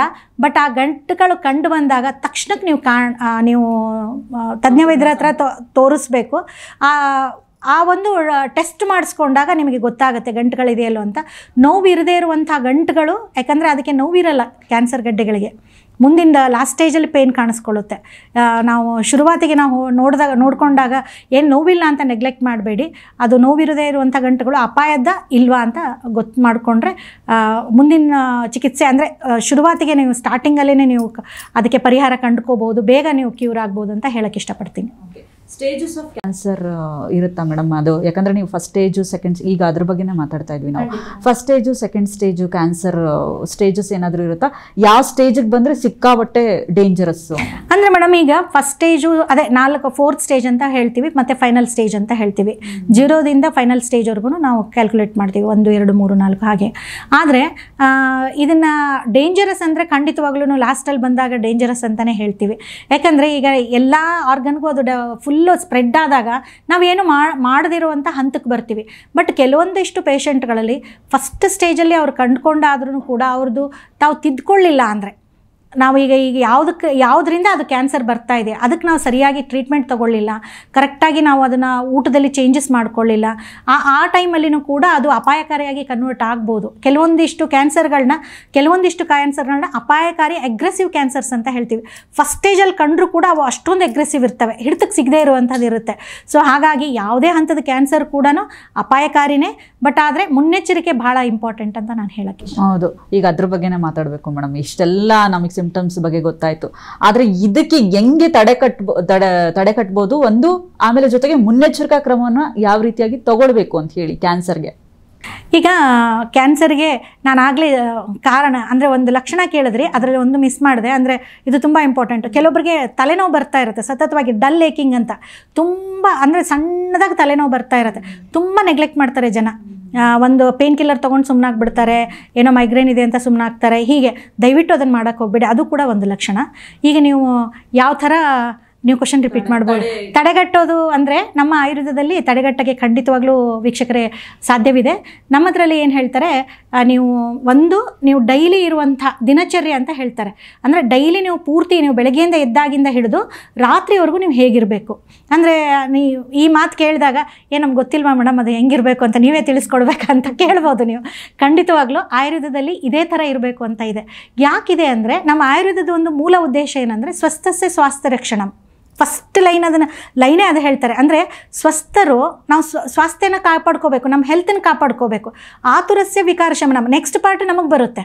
ಅಂದರೆ ಕಾಯಿಲೆ ಇದ್ದವ್ರನ್ನ ನಾವು ಅದನ್ನು ಟ್ರೀಟ್ಮೆಂಟ್ ಕೊಡ್ತೀವಿ. ಫಸ್ಟ್ ಸ್ವಸ್ಥಸ್ಯ ಸ್ವಾಸ್ಥ್ಯ ರಕ್ಷಣಂ ಅಂತ ಹೇಳುವಾಗ ಇದಕ್ಕೆ ದಿನಚರ್ಯ ಮತ್ತು ಋತುಚರ್ಯ ಅಂತ 2 ಭಾಗ ಮಾಡ್ತಾರೆ. ಅಂದರೆ ಡೈಲಿ ರೆಜಿಮೆನ್ನು ಮತ್ತು ನಮಗೆ ಸೀಸನ್ ವೈಸ್ ಚೇಂಜಸ್ ಆದಾಗ ನಮ್ಮ ಆಹಾರ ವಿಹಾರ ಪದ್ಧತಿ ಹೇಗಿರಬೇಕು, ನಾವು ಯಾವ ಥರದ್ದನ್ನು ಚೇಂಜಸ್ ಮಾಡಿಕೊಂಡಾಗ ಕಾಯಿಲೆಗಳು ಬರಲ್ಲ. ಕಾಯಿಲೆ ಅಷ್ಟೇ ಅಲ್ಲ, ಎಲ್ಲ ಥರದ ಕಾಯಿಲೆಗಳು, ಕ್ಯಾನ್ಸರ್ ಹಿಡ್ಕೊಂಡು ಎಲ್ಲ ಥರದ ಕಾಯಿಲೆಗಳು ಬರಲ್ಲ ಅಂತ. ಈ ಒಂದು ದಿನಚರ್ಯ ಯಾವ ಥರ ಅಂತಂದರೆ ಒಂದು ಬೆಳಗ್ಗೆ ಎದ್ದೇಳೋದು ಹಿಡ್ಕೊಂಡೆ ನಾನು ಹೇಳ್ತೀನಿ. ಬ್ರಾಹ್ಮಿ ಮುಹೂರ್ತ ಅಂತ ನಿಮಗೆಲ್ಲ ಗೊತ್ತಿರ್ಬೋದು. ಬ್ರಾಹ್ಮಿ ಮುಹೂರ್ತದಲ್ಲಿ ಹೇಳ್ಬೇಕು ಅಂತ ಕೇಳ್ತೀವಿ, ಎಲ್ಲ ನಾಲೆಜ್ ನಮ್ಗೆ ಗೊತ್ತಿದೆ, ಬಟ್ ಯಾರು ಅಪ್ಲೈ ಮಾಡ್ಕೊಳ್ಳಲ್ಲ. ಯಾಕೆ ಅಪ್ಲೈ ಮಾಡ್ಕೊಳ್ಳಲ್ಲ? ಒಂದು ಕ್ವಶನ್ ಈಗ ಯೂಶ್ವಲಿ ಕೇಳೋದು ಗೊತ್ತಿರುವಂಥ ಎಷ್ಟೊಂದು ಮಾಹಿತಿ ಇದೆ, ನಾನೇ ನಿಮಗೆ ಹೇಳ್ಕೊಡ್ಬೇಕು ಅಂತಿಲ್ಲ, ಬಟ್ ಯಾಕೆ ಅಪ್ಲೈ ಮಾಡ್ಕೋತಾ ಇಲ್ಲ? ಒಂದು ಕ್ಷಣ ನಿಂತು ನೀವು ವಿಚಾರ ಮಾಡುವಾಗ ಗೊತ್ತಿಲ್ಲ ಅಂತ ಆನ್ಸರ್ಸು ತುಂಬ ಜನರಿಗೆ ಬರುತ್ತೆ. ಅಂದರೆ ನಾವು ಎಲ್ಲಿ ಹೋಗ್ತಾ ಇದ್ದೀವಿ ಅಂತ ನಮ್ಗೆ ಗೊತ್ತಿಲ್ಲ, ಯಾಕೆ ನಾವು ಬ್ರಾಹ್ಮಿ ಮುಹೂರ್ತದಲ್ಲಿ ಹೇಳೋಕ್ಕೆ ಇಷ್ಟಪಡ್ತಾ ಇಲ್ಲ, ಅಥವಾ ನಿದ್ದೆ, ಸೋಂಬೇರಿತನ, ಸುಮಾರು ಕಾರಣ ಕೊಡ್ಬೋದು. ನನ್ನ ಕೇಳಿದ್ರೆ ನಾನು ಅಂಥ ಒಂದಿಷ್ಟು ರೀಸನ್ ಹೇಳ್ಬೋದು. ಸೊ ಹಾಗಾಗಿ ಅಂದರೆ ಬ್ರಾಹ್ಮಿ ಮುಹೂರ್ತ ಏನಂದರೆ ನಾವು ಸೂರ್ಯ ಮುಹೂರ್ತಕ್ಕೆ 45 ನಿಮಿಷ ಮುಂಚೆ ಅಂತಲೇ ಹೇಳ್ಬೋದು. ಸೊ ಆ ಟೈಮಲ್ಲಿ ಹೇಳುವಾಗ ಗಾಳಿ ಪರಿಶುದ್ಧವಾಗಿರುತ್ತೆ, ಮನಸ್ಸು ಕಂಪ್ಲೀಟಾಗಿ ನಿದ್ದೆ ಆಗಿರಬೇಕು. ಆ ಟೈಮಲ್ಲಿ ಬ್ರಾಹ್ಮಿ ಮುಹೂರ್ತಿ ಉತ್ತಿಷ್ಟೇ ಜೀರ್ಣ ನಿರೂಪೇನ ಅಂತ ಹೇಳ್ತಾನೆ. ಅಂದರೆ ನೀವು ಹಿಂದಿನ ರಾತ್ರಿ ಊಟ ಮಾಡಿರೋದು ಜೀರ್ಣ ಆಗಿರಬೇಕು. ಹಿಂದಿನ ರಾತ್ರಿ ಊಟ ಮಾಡಿರೋದು ಜೀರ್ಣ ಆಗಿರಬೇಕು ಅಂದರೆ ಒಂದು ವಿಷಯ ಏನಂದರೆ, ರಾತ್ರಿ 12 ಗಂಟೆ 1 ಗಂಟೆಗೆ ಊಟ ಮಾಡಿದ್ರೆ ಬೆಳಗ್ಗೆ 5 ಗಂಟೆಗೆ ಜೀರ್ಣ ಆಗಲ್ಲ. ಅದು ಅಂದರೆ ಎಷ್ಟೊತ್ತಿಗೆ ಊಟ ಮಾಡಬೇಕು? ಸಾಯಂಕಾಲ ನಾವು ಒಂದು 7:30 8 ಗಂಟೆಗೆ ಊಟ ಮಾಡಿದ್ರೆ ಮ್ಯಾಕ್ಸಿಮಮ್, ಅಂದರೆ ನಾನು ಆವಾಗ ಎಲ್ಲ ಸಂಧ್ಯಾಕಾಲದಕ್ಕೆ ಮುಂಚೆನೇ ಊಟ ಮಾಡುವಂಥ ಪದ್ಧತಿ ಇತ್ತು, ತುಂಬ ಒಳ್ಳೆ ಪದ್ಧತಿ. ಅಷ್ಟಾಗಿಲ್ಲ, ಸ್ವಲ್ಪ ನಾವು ಚೇಂಜಸ್ ಮಾಡಿಕೊಂಡ್ರು 7:30. ನನ್ನ ಪೇಷಂಟಿಗೆ ಎಲ್ರಿಗೂ ಹೇಳ್ತೀನಿ 7:30 ಲಾಸ್ಟ್ ದಾಟಿಸ್ಬೇಡಿ, ಅಂದರೆ ಒಂದು ಅರ್ಧ ಗಂಟೆ ಹೆಚ್ಚು 10-15 ನಿಮಿಷ ಹೆಚ್ಚು ಕಮ್ಮಿ ಮಾಡ್ತಾರೆ. 7-7:30 ಊಟ ಮಾಡುವಾಗ ನೀವು ಬೆಳಗಿನ ಟೈಮು ಖಂಡಿತವಾಗ್ಲೂ 4:30-5 ಗಂಟೆಗೆ ಬಿಡ್ತೀವಿ. ಬ್ರಾಹ್ಮಿ ಮುಹೂರ್ತದಲ್ಲಿ ಹೇಳೋದ್ರಿಂದ ಮನಸ್ಸು ಖುಷಿಯಾಗಿರುತ್ತೆ, ಎಲ್ಲ ಕೆಲಸಗಳನ್ನ ಮಾಡ್ಕೋಬೋದು. ಆ ಟೈಮಲ್ಲಿ ಎದ್ದು ಗಾಳಿ ಶುದ್ಧವಾಗಿರೋದ್ರಿಂದ ನಮಗೆ ಯಾವ ಥರದ್ದು ಕಾಯಿಲೆ ಬರಲ್ಲ. ಆ ಟೈಮಲ್ಲಿ ಒಂದು ಪ್ರಾಣಾಯಾಮ, ಯೋಗಾಸನ, ವಾಕಿಂಗ್ ಈ ಥರ ಮಾಡೋದ್ರಿಂದ ನಾವು ಕ್ಯಾನ್ಸರ್ನ ಅಲ್ಲೇ ತಡೆಗಟ್ಟಬಹುದು. ಎದ್ದ ಮೇಲಿಂದ ನಾವು ಬ್ರಷ್ ಮಾಡ್ಕೊತೀವಿ. ಬ್ರಷ್ ಎದರಿಂದ ಮಾಡ್ತೀವಿ ಹೇಳಿ? ಪ್ಲಾಸ್ಟಿಕ್ ಬ್ರಷಿಂದ ಮಾಡ್ತೀವಿ. ಮುಂಚೆ ಎದರಿಂದ ಮಾಡ್ತಿದ್ವಿ? ಒಂದು 25 ವರ್ಷದಿಂದ ಬೇವಿನ ಕಡ್ಡಿಯಿಂದ ಮಾಡ್ತಿದ್ವಿ. ಬೇವಿನ ಕಡ್ಡಿ ಇಲ್ಲ ಬಿಡ್ರಿ, ಬೇವಿನ ಕಡ್ಡಿನೂ ಅದು ಹೋಗಿ ನಂಗೆ ಕಿತ್ಕೊಳ್ಳೋಕ್ಕಾಗ್ತಿಲ್ಲ, ಒಂದು ಹಲ್ಪುಡಿ ಇರೋದು ಅಲ್ವಾ? ನಮಗೆಲ್ಲರಿಗೂ ಗೊತ್ತಿರುವಂತೆ ದಂತ ಮಂಜನ್ ಸಿಗೋದು ಆ ಟೈಮಲ್ಲಿ. ಆವಾಗ ಇಲ್ಲ ಅಂದರೆ ಈ ಇಜ್ಜಲು ಬರೋದು, ಅವಾಗ ಇಜ್ಜಲದಿಂದ. ಸೊ ಯಾಕೆ ಈಗಿರುವಂಥ ಸಿಗುವಂಥ ಪೇಸ್ಟ್ಗಳಲ್ಲೆಲ್ಲದರಲ್ಲಿ ಸ್ವೀಟ್ನರ್ಸ್ ಹಾಕಿರ್ತಾರೆ. ನಮ್ಮ ಇದಕ್ಕೆ ಹಲ್ಲಿಗೆ ಸ್ವೀಟ್ ಆ ಬೆಳಗ್ಗೆ ಎದ್ದ ತಕ್ಷಣ ಸಿಗಬಾರ್ದು. ಆ ಟೈಮಲ್ಲಿ ನಮ್ಗೆ ಸಿಗಬೇಕಾಗಿರುವಂಥದ್ದು ಕಷಾಯ ರಸ ಇರುವಂಥದ್ದು ಅಥವಾ ಕಹಿ ಇರುವಂಥದ್ದು. ಆವಾಗ ನಮ್ಮ ಬಾಯಿ ಶುದ್ಧವಾಗಿ ಬಾಯಿಯಲ್ಲಿ ಬರುವಂಥ ಯಾವುದೇ ಕ್ಯಾನ್ಸರ್ ಕಾಯಿಲೆ ಬರಲ್ಲ. ಅದು ಆದಮೇಲೆ ಕವಲಗಂಡೂಷ ಅಂತ ನಾವು ಹೇಳ್ತೀವಿ. ಅಂದರೆ ಕವಲಗಂಡೂಷ ಅಂದರೆ ಒಂದು ಮೆಡಿಕೇಟೆಡ್ ಆಯಿಲ್ ಆಗ್ಬೋದು ಅಥವಾ ಯಾವುದೇ ಒಂದು ಕಷಾಯಗಳಾಗ್ಬೋದು, ಬಾಯಲ್ಲಿ ಹಾಕ್ಕೊಂಡು ಮುಕ್ಕಳಿಸೋದು. ಇದರಿಂದ ಯಾವ ಥರ ಕ್ಯಾನ್ಸರ್ ಕಾಯಿಲೆ ಬರಲ್ಲ ಅಂದರೆ, ಯಾವುದೇ ಥರದ್ದು ಬಾಯಲ್ಲಿರುವಂಥ ಕ್ಯಾನ್ಸರು, ಆಮೇಲೆ ಬಾಯಲ್ಲಿರುವಂಥದ್ದು ಅಥವಾ ಬ್ರೈನಿಗೆ ಸಂಬಂಧಪಟ್ಟಿರುವಂಥ ಕ್ಯಾನ್ಸರು, ಇದರಿಂದ ನಾವು ತಡೆಗಟ್ಬೋದು. ಇದನ್ನು ಯಾವ ಥರ ಮಾಡ್ಬೋದು? ಸಾಮಾನ್ಯವಾಗಿ ಈಗ ನಮಗೆ ಮೆಡಿಸಿನ್ಸ್ ಯಾವುದು ಗೊತ್ತಿಲ್ಲ, ಯಾವ ಥರ ಮಾಡ್ಬೋದು ಅಂದರೆ, 1 ಗ್ಲಾಸ್ ಬಿಸಿನೀರಿಗೆ ನೀವು ಊಟ ಮಾಡುವಂಥ ತೆಂಗಿನ ಎಣ್ಣೆನ ಒಂದು 2 ಚಮಚ ಹಾಕ್ಕೊಂಡು ಚೆನ್ನಾಗಿ ಬಾಯಿ ಮುಕ್ಕಳಿಸಿ ಉಗಿಯೋದ್ರಿಂದ ನಮಗೆ ಕ್ಯಾನ್ಸರ್ ಬರ್ದಂಗೆ ನಾವು ತಡೆಗಟ್ಬೋದು. ಅಥವಾ ತ್ರಿಫಲ ಕಷಾಯ ಅಂತ ನೀವೆಲ್ಲರೂ ಕೇಳಿರ್ಬೋದು. ಅದನ್ನೊಂದು ನೀವು ಸಾಮಾನ್ಯವಾಗಿ ಬಾಯಿ ಮುಕ್ಕಳಿಸ್ಬಿಟ್ಟು ನೀವು ಡೈಲಿ ಒಂದು ಕಷಾಯ ಬೆಳಗ್ಗೆ ಪ್ರಿಪೇರ್ ಮಾಡಿ ಬ್ರಷ್ ಮಾಡಿಕೊಂಡ ತಕ್ಷಣ ಮುಕ್ಕಳಿಸಿದ್ರೂ ಕೂಡ, ರಾತ್ರಿ ಮಲಗಬೇಕಾದ್ರೆ ಇನ್ನೊಂದು ಸರಿ ಮುಕ್ಕಳಿಸಿದ್ರು ಕೂಡ ಖಂಡಿತವಾಗ್ಲೂ ನಾವು ಕ್ಯಾನ್ಸರ್ ಬರ್ದಂಗೆ ತಡೆಗಟ್ಬೋದು. ಇನ್ನೊಂದು ಇಂಟ್ರೆಸ್ಟಿಂಗ್ ವಿಷಯ ಅಂದರೆ, ಕವಲಗಂಡೂಷ ಮಾಡೋದ್ರಿಂದ ಗ್ಲೋ ಚೆನ್ನಾಗಾಗುತ್ತೆ, ಮುಖದಲ್ಲಿ ಯಾವುದು ನೆರೆ ಬೇಗ ಬರಲ್ಲ. ನೀವಾಗಲೇ ಕಾಸ್ಮೆಟಿಕ್ಸ್ ಬಗ್ಗೆ ಮಾತಾಡುವಾಗ ಆ ಥರದ್ದನ್ನು ಇದು ಕಾಸ್ಮೆಟಿಕ್ ಎಫೆಕ್ಟು ಕೂಡ ಕೊಡುತ್ತೆ. ಸೊ ಆಮೇಲೆ 3ನೇದಾಗಿ ನಾವು ಮತ್ತು ನಮ್ಮ ಕೆಲಸದಲ್ಲಿ ಬ್ರಷ್ ಎಲ್ಲ ಮಾಡ್ಕೋತೀವಿ. ಮತ್ತು ಮುಂದೆ ಸ್ನಾನದಕ್ಕೆ ಬರ್ತೀವಿ. ನಾವು ಸ್ನಾನ ಮತ್ತು ಒಂದು ನಸ್ಯಕರ್ಮ ಅಂತ ಹೇಳ್ತೀವಿ. ಡೈಲಿ ನಸ್ಯಕರ್ಮ ಅಂದರೆ ಮೂಗಿಗೆ ಹಾಕ್ಕೊಳ್ಳುವಂಥ ಒಂದು ಔಷಧಿ ಆಗ್ಬೋದು, ಅಂದರೆ ಎಣ್ಣೆ ಆಗ್ಬೋದು, ತುಪ್ಪ ಆಗ್ಬೋದು, ಅಥವಾ ಯಾವುದೇ ಒಂದು ಮೆಡಿಕೇಟೆಡ್ ಔಷಧಿಗಳಾಗ್ಬೋದು. ಅದು ಮಾಡೋದ್ರಿಂದ ನಮ್ಮ ಬ್ರೈನಿಗೆ ಬರುವಂಥದ್ದು ಅಥವಾ ಮೂಗಿಗೆ ಬರುವಂಥ ಕ್ಯಾನ್ಸರ್ನ ನಾವು ತಡೆಗಟ್ಬೋದು. ಸಾಮಾನ್ಯವಾಗಿ ನಾವು ಮನೇಲಿ ಡೈಲಿ ಯಾವುದು ಮಾಡ್ಬೋದು ಅಂದರೆ, ಹೀಟ್ ಇರುವಂಥವ್ರು ಒಂದು ಆಕಳ ತುಪ್ಪನ ಸುಮ್ಮನೆ ಇಲ್ಲಿ ಒಂದು 2 ಹನಿನೂ ಹಾಕ್ಕೊಂಡು ಡೈಲಿ ಬೆಳಗ್ಗೆಗೆ ಒಂದು ಒಂದು ಸ್ವಲ್ಪ ಮಸಾಜ್ ಮಾಡ್ಕೋಬೇಕು ಒಂದು 2 ನಿಮಿಷ. ನಾವು ಈಗ ಅರಿಶಿಣ ಎಲ್ಲರಿಗೂ ಗೊತ್ತಿರುವಂಥದ್ದು, ಅರಿಶಿಣ, ಒಂದಿಷ್ಟು ಬೆಳ್ಳುಳ್ಳಿ ಅಥವಾ ಕೆಲವೊಂದಿಷ್ಟು ವಿಳ್ಯದೆಲೆ ಹಾಕ್ಬಿಟ್ಟು, ಇಲ್ಲಾಂದರೆ ಮೆಂತೆಕಾಳು, ಇದು ಏನು ಹೇಳ್ತಾರೆ ಏಲಕ್ಕಿ, ಇದನ್ನು ಹಾಕಿ ಸಣ್ಣ ಉರಿಯಲ್ಲಿ ಬೇಯಿಸಿಟ್ಕೊಂಡು ಆ ತುಪ್ಪನೂ ಕೂಡ ನಾವು ಜವಾರಿ ಹಾಕ್ಲಿಕ್ಕೆ ಸಮವಾಗಲಿಕ್ಕಿಲ್ಲ, ಬಟ್ ಆ ಒಂದು ಇರುವಂಥ ಎಫೆಕ್ಟು ಕಮ್ಮಿ ಮಾಡ್ಬೋದು. ನಾವು ಈಗ ಸಿಗುವಂಥ ಸುಮಾರು ತುಪ್ಪಗಳಲ್ಲಿರುವಂಥ ತರಾವರಿ ತುಪ್ಪಗಳು ನಮಗೆ ಮಾರ್ಕೆಟಲ್ಲಿ ಸಿಗುವಂಥದ್ದು, ಅದರದ್ದು ಎಫೆಕ್ಟ್ ನಾವು ಕಡಿಮೆ ಮಾಡ್ಬೋದು. ಅಥವಾ ಈಗ ಒಂದು ಎಳ್ಳೆಣ್ಣೆ, ಪ್ಯೂರ್ ಎಳ್ಳೆಣ್ಣೆನೂ ಕೂಡ 2 ಹನಿ ಹಾಕ್ಕೊಳ್ಳೋದ್ರಿಂದ, ಕಫ ಪ್ರಕೃತಿ ಇರೋರು, ಉಷ್ಣ ಇರೋರು ತುಪ್ಪ ಹಾಕ್ಕೊಳ್ಳಿ, ಕಫ ಪ್ರಕೃತಿ ಇರುವಂಥವ್ರು ಎಳ್ಳೆಣ್ಣೆ ಹಾಕ್ಕೊಂಡ್ರೆ ಅವ್ರಿಗೆ ಬರುವಂಥದ್ದು ನಸ್ಯಕರ್ಮ ಅಂತ ನಾವು ಹೇಳ್ತೀವಿ, ಪ್ರತಿಮರ್ಶ ನಸ್ಯ ಅಂತ. 2 ಹನಿ ಬೆಳಗ್ಗೆಗೆ 2 ಹನಿ ಸಾಯಂಕಾಲ ಹಾಕ್ಕೊಂಡು ಸ್ವಲ್ಪ ಹೊತ್ತು ಸಡನ್ನಾಗಿ ಗಾಳಿಗೆ ಹೋಗಬಾರ್ದು, ಹಾಕ್ಕೊಂಡು ಆದಮೇಲಿಂದ ಅದನ್ನು ಕೂಡ ಮೂಗಿಗೆ ಬರುವಂಥ ಕ್ಯಾನ್ಸರು ಅಥವಾ ಬೇರೆ ಮೂಗಿ ಬರುವಂಥ ಯಾವುದು ಕಾಯಿಲೆಗಳನ್ನು ತಡೆಗಟ್ಟುತ್ತೆ. ಯಾಕಂದರೆ ಇಲ್ಲೇ ಅರೆಸ್ಟ್ ಮಾಡುತ್ತೆ. ಹಗಲೆಲ್ಲ ಈಗ ಅಲರ್ಜಿ ಅಂತ ಏನು ಹೇಳ್ತಾರೆ, ಕೋಲ್ಡು, ಸೈನಸೈಟಿಸು, ಆ ಥರದನ್ನು ಕೂಡ ಅದನ್ನು ಅವಾಯ್ಡ್ ಮಾಡ್ಬೋದು. ಇನ್ನು ನೆಕ್ಸ್ಟ್ ಬರ್ತೀವಿ ಅಂದರೆ ದಿನಚರ್ಯದಲ್ಲಿ ಮುಂದಿನ ಭಾಗ ಏನು ಅಂದರೆ ಸ್ನಾನದ ಪಾರ್ಟು. ಸ್ನಾನದ ಪಾರ್ಟು. ಈಗ ನಮಗೆ ಸ್ನಾನ ಏನು ಮಾಡೋಕ್ಕೆ ಗೊತ್ತಿಲ್ವಾ ಮೇಡಮ್, ಬಂದು ಇಲ್ಲಿ ಹೇಳ್ಕೊಡ್ಬೇಕಾ ಅಂತ ಅನ್ಬೋದು. ಸ್ನಾನದ ಮಹತ್ವನೂ ಗೊತ್ತು. ಸ್ನಾನ ಮಾಡ್ಕೊಂಡಾಗ ಒಂದು ಫ್ರೆಶ್ನೆಸ್ ಫೀಲ್ ಆಗುತ್ತೆ, ಒಂದು ಎನರ್ಜಿ ಥರ ಫೀಲ್ ಆಗುತ್ತೆ. ಬಟ್ ಸ್ನಾನ ಯಾವಾಗ ಮಾಡಬೇಕು ಅಂದರೆ ಬೆಳಗ್ಗೆ ಟೈಮಲ್ಲಿ ಮಾಡಿದ್ರೆ ಬೆಸ್ಟ್. ಬೆಳಗ್ಗೆ ಟೈಮ್ ಅಂದರೆ ಹೊಟ್ಟೆ ಖಾಲಿ ಇರುವಾಗ, ಮುಖ್ಯವಾಗಿ ದಯವಿಟ್ಟು ವೀಕ್ಷಕರಿಗೆ ಕೇಳಿ, ಮುಖ್ಯವಾಗಿ ಹೊಟ್ಟೆ ಖಾಲಿಯಾಗಿರುವಾಗ ಸ್ನಾನ ಮಾಡಬೇಕು. ಹಂಗಂತ ಹೇಳಿ ತುಂಬ ಹಸಿವಾಗಿ ಕಣ್ಣು ಕತ್ಲು ಬರುವ ಟೈಮಲ್ಲಿ ನೀವು ಸ್ನಾನ ಮಾಡೋಕ್ಕೆ ಹೋಗಬಾರ್ದು. ಆವಾಗ ಏನಾಗುತ್ತೆ ಅಂದರೆ ಡಿಹೈಡ್ರೇಷನ್ ಆಗಿ ಸಡನ್ನಾಗಿ ಸಿಂಕೋಪ್ ಥರ ಬಿದ್ದುಬಿಡ್ಬೋದು. ಆದ್ರೇನು ಹೊಟ್ಟೆ ಖಾಲಿ ಇರುವಾಗ ಬೆಳಗಿನ ಹೊತ್ತು ಸೂಟ್ ಆಗುತ್ತೆ. ಅದೇ ಊಟ ಮಾಡಿದ ಮೇಲಿಂದ ನೀವು ಸ್ನಾನ ಮಾಡೋಕ್ಕೆ ಹೋದರೆ ಅದು ನಾವು ಅಗ್ನಿ ಅಂತ ಹೇಳ್ತೀವಿ, ಅಂದರೆ ಡೈಜೆಷನ್ ಪವರ್ ಅಂತ ನಾವು ಹೇಳ್ಬೋದು, ಅದು ಹ್ಯಾಂಪರ್ ಆಗುತ್ತೆ. ಅಂದರೆ ನೀವು ಊಟ ಮಾಡಿರೋದು ಜೀರ್ಣ ಸರಿಯಾಗಿ ಆಗಲ್ಲ. ಅದಕ್ಕೆ ಊಟ ಮಾಡೋಕ್ಕೆ ಮೊದಲೇ ಅಂದರೆ ಬೆಳಗಿನ ಟೈಮಿಗೆ ನೀವು ಬ್ರೇಕ್ಫಾಸ್ಟ್ ಮಾಡೋಕ್ಕೆ ಮುಂಚೆನೇ ಸ್ನಾನ ಮಾಡಿದ್ರೆ ಹಸು ಚೆನ್ನಾಗಾಗುತ್ತೆ, ಊಟ ಮಾಡಿರೋದು ಚೆನ್ನಾಗಿ ಜೀರ್ಣ ಆಗುತ್ತೆ. ಆಮೇಲಿಂದ ಸ್ನಾನ ಮಾಡುವಾಗ ಮುಂಚೆ ಕಾಲದಲ್ಲೆಲ್ಲ ಒಂದು ಸ್ವಲ್ಪ ಕಡಲೆ ಹಿಟ್ಟು, ಹೆಸರಿಟ್ಟೆಲ್ಲ ಹಚ್ಕೊಂಡು ಸ್ನಾನ ಮಾಡೋರು, ಇಲ್ಲ ಸೀಗೆಕಾಯಿ ಪುಡೆ. ಈಗ ಒಳ್ಳೆಯದು ಆಯುರ್ವೇದಿಕ್ ಸೋಪ್ಗಳು ಬರ್ತಾ ಇದೆ, ನಾವು ಸ್ವಲ್ಪ ಚೇಂಜ್ ಆಗೋಣ. ನಾವು ಅದೇ ಹೇಳಿದ್ರೆ ನೀವು ಯಾರೂ ಕೇಳಲ್ಲ. ಸೊ ಹಾಗೆ ಒಂದು ಸ್ವಲ್ಪ ಚೇಂಜ್ ಆಗಿ ನಾವು ಆ ಥರದ ಸೋಪ್ಗಳನ್ನ ಯೂಸ್ ಮಾಡೋದ್ರಿಂದ ನಾವು ಸ್ಕಿನ್ನಿಗೆ ಬರುವಂಥ ಕಾಯಿಲೆಗಳನ್ನೂ ಕೂಡ ತಡೆಗಟ್ಬೋದು. ಸ್ನಾನ ಮಾಡುವಾಗ ಇನ್ನೊಂದು ಮುಖ್ಯವಾಗಿ ಅಭ್ಯಂಗ ಅಂತ ಹೇಳ್ತೀವಿ, ಅಂದರೆ ಸ್ವಲ್ಪ ಎಣ್ಣೆ ಹಚ್ಕೊಂಡು ಮಸಾಜ್ ಮಾಡಿಕೊಂಡು ಸ್ನಾನ ಮಾಡಿ ಅಂತ. ಕೊಬ್ಬರಿ ಎಣ್ಣೆ ಅಥವಾ ಎಳ್ಳೆಣ್ಣೆ ನಾನು ಹೇಳಿದೆ, ಅಂದರೆ ನಮಗೆ ಅವೈಲೇಬಲ್ ಆಗಿರುವಂತಹದ್ದು. ಯಾಕೆ ಇದನ್ನು ಹೇಳ್ತೀವಿ ಅಂದರೆ, ಒಂದು ಸ್ಕಿನ್ ಚೆನ್ನಾಗಿರುತ್ತೆ, ಇನ್ನೊಂದು ಅಂತಂದರೆ ಸ್ಕಿನ್ನಿಗೆ ಬರುವಂಥ ಯಾವುದೇ ಕಾಯಿಲೆನೂ ಬರಲ್ಲ. ಅದಕ್ಕೆ ಅರಿಶಿನ ಹಾಕೊಂಡು ಎಣ್ಣೆ ಮಾಡ್ಕೋಬಹುದು, ಖಂಡಿತವಾಗ್ಲೂ ಅದು ಒಳ್ಳೇದು. ವಾರಕ್ಕೊಂದ್ಸರಿ ಆ ಥರ ದಿನನಿತ್ಯ ಹಾಕೊಳ್ಳುವಾಗ ಸ್ವಲ್ಪ ಉಷ್ಣ ಆಗ್ಬೋದು, ವಾರಕ್ಕೊಂದ್ಸತಿ ನಾವು ಅರಿಶಿನ ಬೆರೆಸ್ಕೊಂಡು ಸ್ವಲ್ಪ ಹೊತ್ತಿದ್ದು ಹಾಕ್ಬೋದು. ಬಟ್ ಡೈಲಿ ಇದು 2ರಲ್ಲಿ ಯಾವ್ದಾದ್ರು ಎಣ್ಣೆ ಹಚ್ಕೊಂಡು ಒಂದು ಅರ್ಧ ಗಂಟೆ ಬಿಟ್ಟು ಸ್ನಾನ ಮಾಡಿದ್ರೆ ದೇಹದಲ್ಲಿ ರಕ್ತ ಸಂಚಲನೆ ಚೆನ್ನಾಗಾಗುತ್ತೆ, ಸುಸ್ತಾಗಲ್ಲ, ಮತ್ತು ನಮ್ಮ ಮಾಂಸಖಂಡಗಳಿಗೆ ಶಕ್ತಿ ಸಿಗುತ್ತೆ.